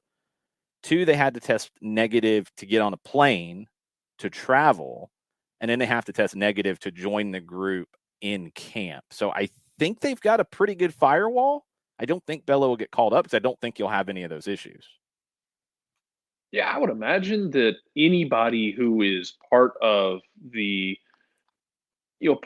pool who wasn't taken in this initial run, you've got a supplemental team of, hey, we're not taking you, but we might need you. So you're going to stay in lockdown through this window.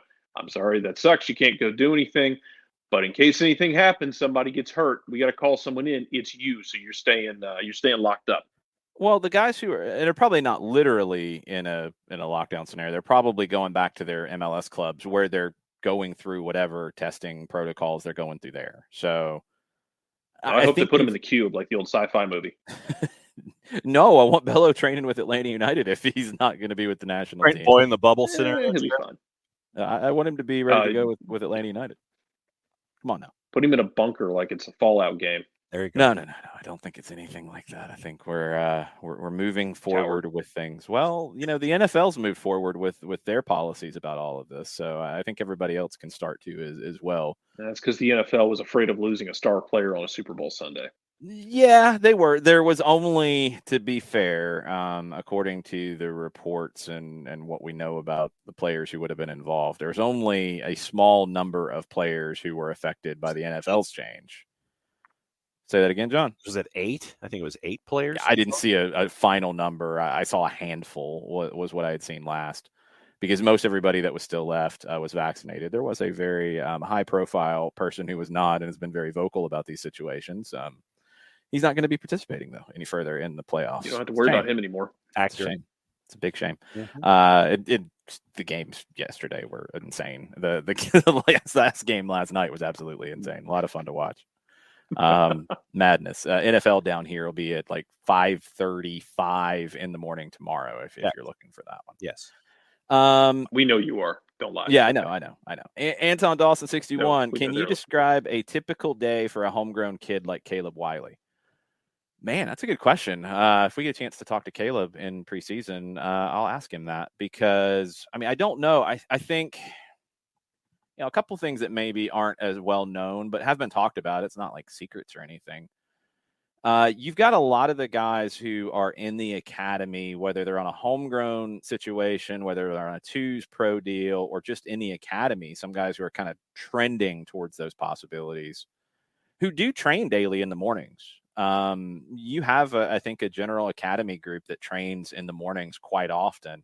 And I think they have setups with their local schools to come in later and those kinds of situations. Some are homeschooled too. I don't know everybody's schooling situation. But you do have a lot of academy guys who frequently train in the morning and get called up to train with the twos and get called up to train with the first team as well. So they get looked at on a regular basis. I mean, for those guys, you know, when you're training in the morning, you got school in the afternoon, you got to get caught up on any of your educational requirements. You're getting fed at the facility. You probably have things that you're working on at home, whether it's video study, whether it's, you know, personal fitness kind of stuff like gym work. You might be doing that separately. You might come back to the facility and do that. I don't think there is like a such thing as a typical, and you use quotes on it, which is accurate. I don't think there's a typical for those guys because of the school situations. And different teams around MLS has done different ways to do this. Overseas, it's a very different conversation. Like the kids at La Masia in Barcelona, very, very different conversation with this kind of scenario. Schooling is very important, but it's all in-house. Like everything's done together. Philadelphia created a high school that not all of their academy players are part of, but they have a school as part of the academy program. I know Dallas, when Pareja was there overseeing the academy, and I'm sure it continued when Lucha Gonzalez was overseeing the academy, I think they had a partnership with a local private school for their guys to come in and train in the morning and then go to school after that. The situations can vary, and I don't know Caleb's specifically. But, yeah, I think with guys who are either, a homegrown's a pro, that's a different conversation entirely. I mean, he has his responsibilities as a professional player. He's changed. Before you get that pro deal, yeah, you're kind of being treated like a pro, but you still have your other responsibilities too that you have to juggle. The priorities flip, I think, for the guys who sign the pro deals at a young age. And it's not that the education becomes less important, but you got to be there training in the morning. You got to show up for training. You got to do everything that everybody else is doing and do your school on top of it. So it's interesting. If we get a chance, and generally we'll get guys who have signed pro deals for the first time or homegrowns who are joining the group. Generally, we'll get those guys for interviews before the season. If we get a chance to talk to Wiley, we'll kind of talk about that from both sides. Like, what was your typical day like before, and what's your typical day like now? We'll try to get some of that. Burned asks if I was at the Atlanta United Nashville Academy games. I wasn't. I would have liked to have gone up there for it. I ended up calling a UPSL quarterfinal down in Peachtree City on Saturday, so that took up my day. I did get to see a little bit of the 17s, a little bit of the 15s. I don't know those groups quite as well, Burned. I believe the goal, and I just shared it on Twitter, they kind of compiled some of the best highlights of the weekend. Atlanta outplayed Nashville pretty consistently. I mean, in terms of the results, for sure, but the quality of play from the two games I saw, it was pretty dominant from Atlanta United. They were in control of the matches, which was good to see.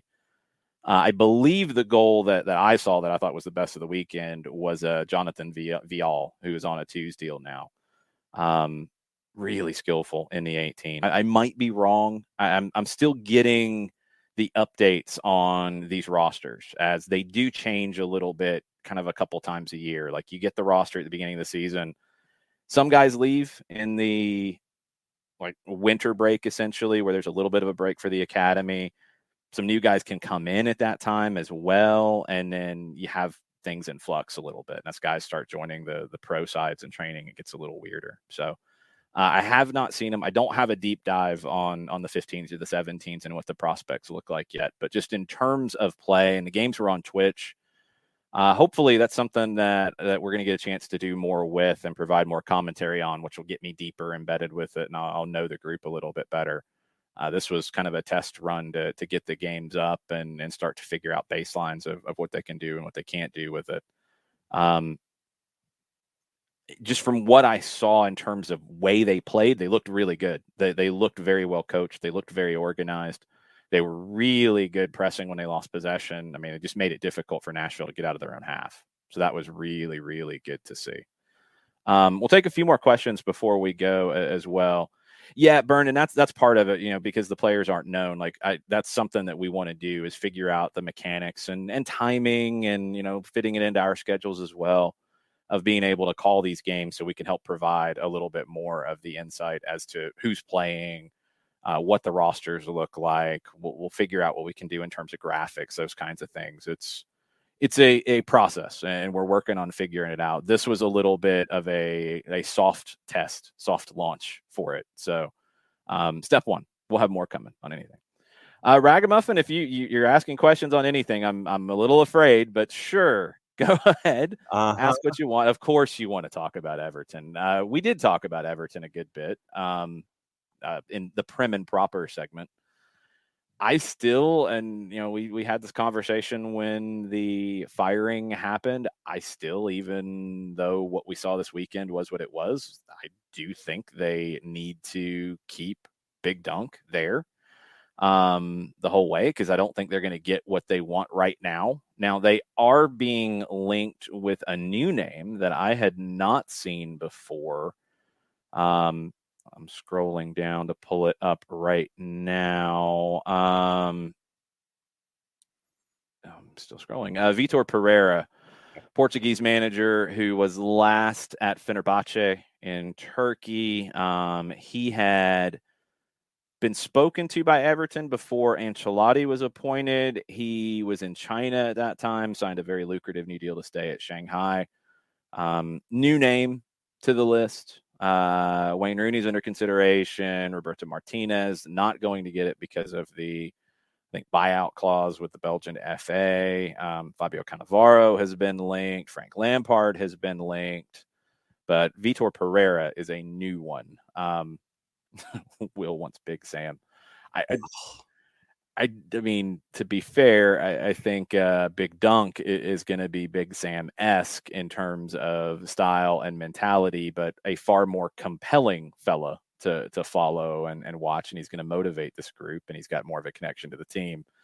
He just doesn't have the experience. He doesn't have that magic dossier of 2 pages, maybe a page and a half, of how to keep a team up that didn't work last time, but worked every time before that, but didn't work this past time. I think they'll be just fine without calling Mr. Sam. I hope. Please don't do it. Please don't do it. No. Anything else on Everton you want to say, John, since you're the Prem guy? Well, Betfair has updated odds. Oh, yippee. And Pereira right now is the leader in the clubhouse at 1-3. Because his name has just come up. I mean, maybe he is the guy, but it's how these odds go. It's odds. I don't know if it's actual ranking in terms of what's the most likely. Right. Lampard and Rooney are at 7-1. Big Dunk is at 10-1. Cannavaro's at 12. Mourinho and Martinez at 15. We'll skip right to Graham Potter at 17. Paulo Fonseca's at 20. And then you get Big Sam right there at that group at 21, along with Favre, Gattuso, and Niko Kovac. And then it just goes off the rails at that point. So we'll stop. Yeah, well, they could call Steve Bruce. They could definitely call Steve Bruce. Colonel said he missed last week's stoppage time. It's not on Twitch. The Twitch archive for stoppage time does not exist because the archive is on Facebook. You don't have to have a Facebook account to go see it.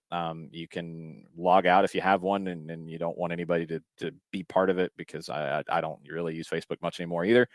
But it's facebook.com/99thegame. Go to the videos, and that's where you can watch the archive for stoppage time. That's the way the radio station does everything with their videos. It goes to Facebook. So cannot live on Twitch. But we will keep doing the live show on Twitch, but it's also live on Facebook as well. So it pushes to both, thanks to our new fancy setup here with the virtual studio. But it doesn't live on Twitch. It lives on Facebook. Yeah, Burned, absolutely. We're working on it. We're gonna try to make the Academy stuff bigger and better, and tell those stories and provide those links and make it an even bigger deal. Because I think you're going to see more Academy guys signing twos deals and more Academy guys signing homegrown deals. So it's good to get to know them early on. Helps me. I mean, I just like having an understanding of these guys. I mean, Jarrett, we've talked about it from a twos perspective. Occasionally we get surprises with guys coming into the twos that we don't know very well. Vial was one last year where, I don't think he was expected to be at that level yet. And then we saw him play, and it's like, okay, well, I get why he's at this level now. Wow, he's really talented.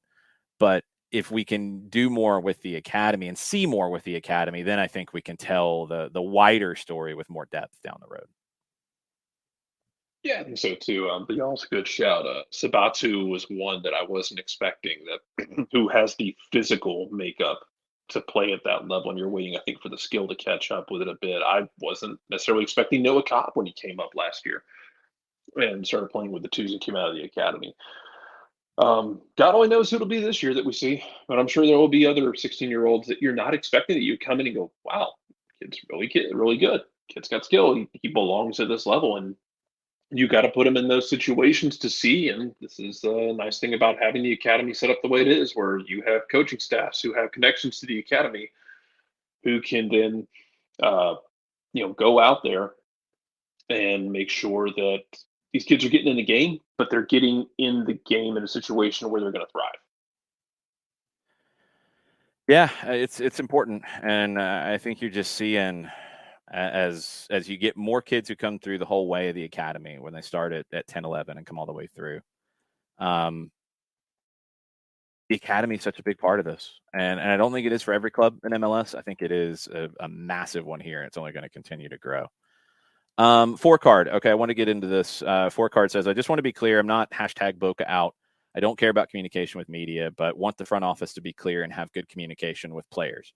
Now, I saw this back in the comments thread about the Anton Walks interview with Chris Smith at 90 minutes, and Anton didn't know he was going to be unprotected on the expansion draft list, and then was picked.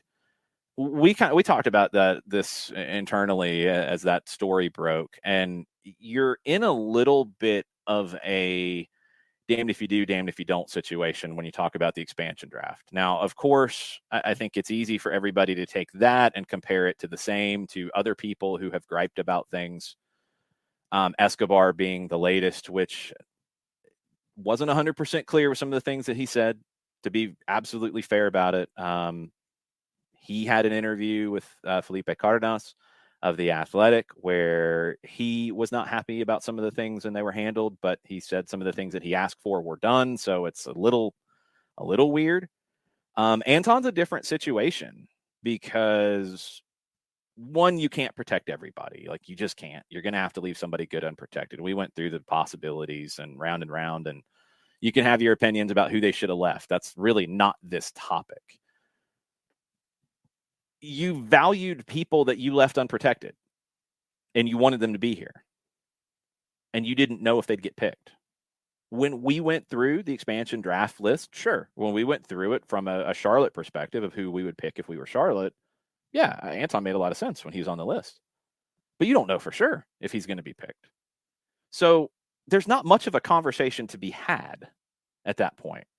Because if you tell a player, yeah, we like you, but we don't like you enough to protect you here, you can be creating a problem that doesn't end up coming to fruition because he doesn't get picked. The expansion draft's a whole different scenario. I think it's hard to compare it to the others. I know it's not going to stop anybody, but I think it's very hard to compare it to the others. Look, I think one of the reasons, and we've heard Kellen Acosta gripe about Colorado on the way out the door. We're hearing Paul Arriola gripe about whatever's going to happen with him and potentially Dallas. With local reporters, we'll hear more when other guys get moved or traded or whatever, or get sold, and we'll hear these things. Because usually you hear them when somebody's leaving. I think one thing to keep in mind here in Atlanta is you're going to hear it more because you have more coverage.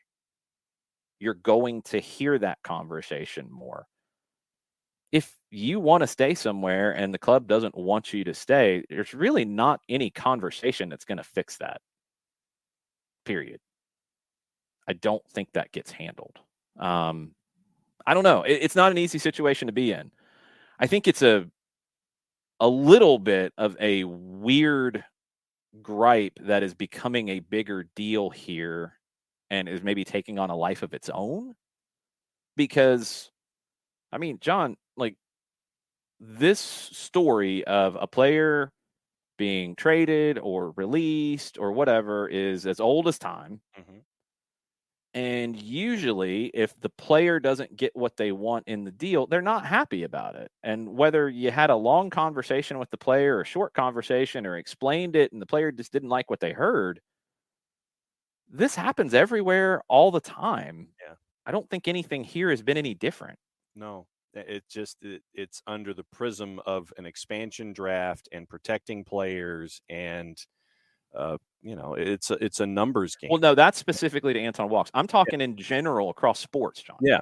I'm saying that when players don't get what they want, yeah, they're not going to be happy. Right. And I don't know how much conversation fixes that. And big teams, whether it's Dallas Cowboys, whether it's New York Yankees, whether it's Atlanta United, when a player is moved and they're not happy, they're going to have a lot of places to talk about not being happy. Yes. And I think that's where it's going. Yeah, no question. And when you're a club of that kind of stature, you're always going to have a lot of different outlets that are reporting on you on a daily basis. Yeah, that's just, I mean, literally, that's just point of fact. I mean, it's Dodgers, it's Cowboys, it's Yankees, it's whoever is at the top of the marquee in any particular league. You're going to have a lot more folks locked in on what's going on in your day-to-day, and it just so happens that in Major League Soccer, Atlanta United is a part of that discussion. This is something that happens across the board. I mean, think about other sports. Think about your favorite teams. Think about college and all these kinds of things. Think about, transfers in these days and people not getting playing time. Think about it in all of those different prisms, and this one's just no different.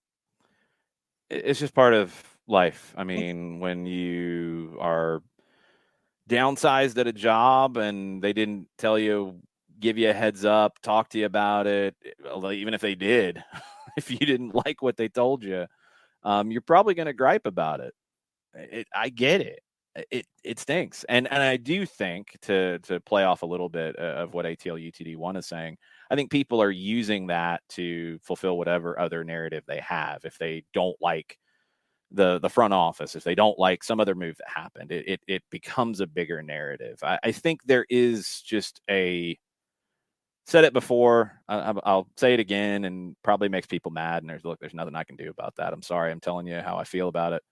I do think there is a very big disconnect in terms of some of the reality of the way that this team has been built and the way that it's run and the success that it's had, and some of the conversation around all of that. I think there are two different things happening that are not necessarily always connected.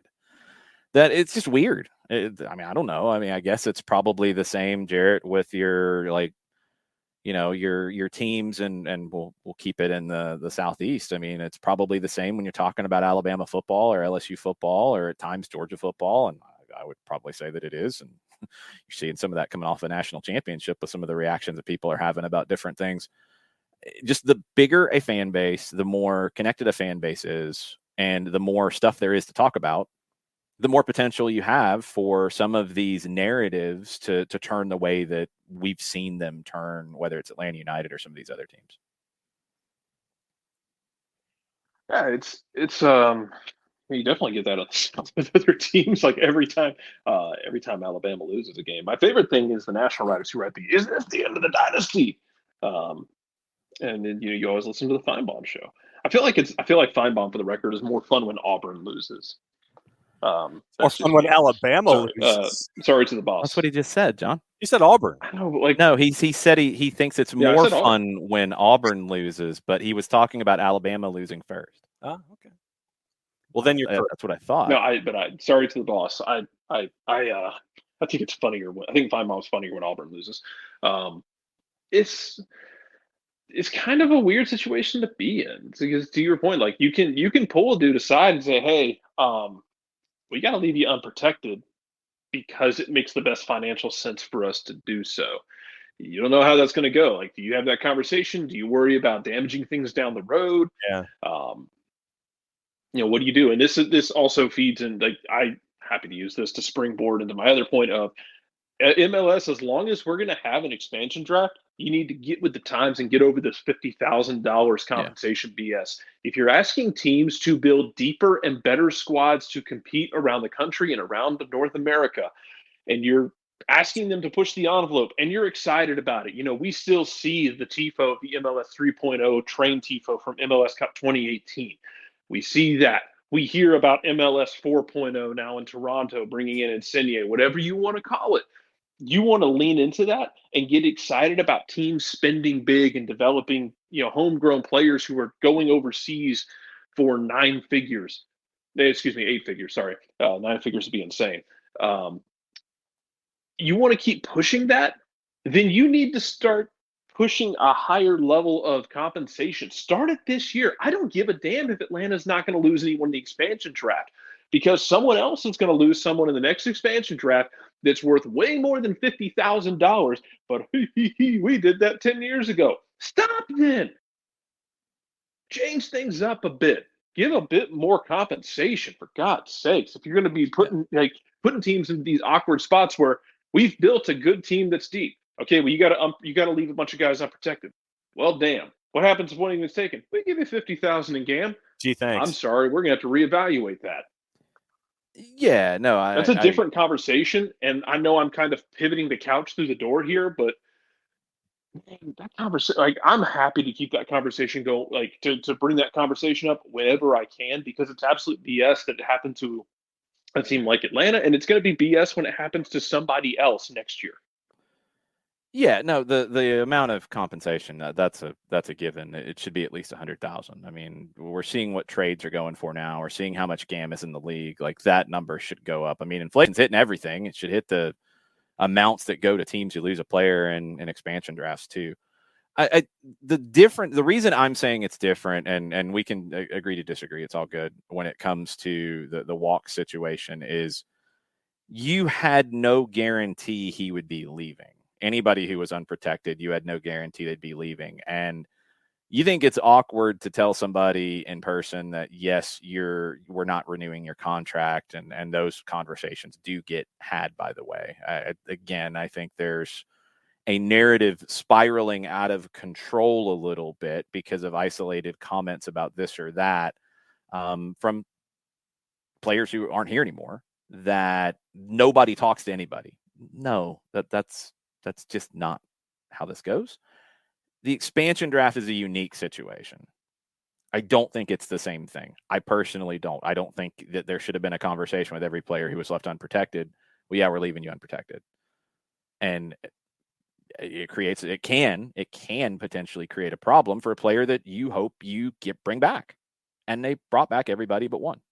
And that's the nature of MLS and expansion drafts. And it's a really unique, weird thing. And if you're not understanding expansion drafts from just the way we've seen sports over the years in this country, and then you get picked in an expansion draft, I think it feels a little bit different than somebody who grows up dealing with expansion drafts.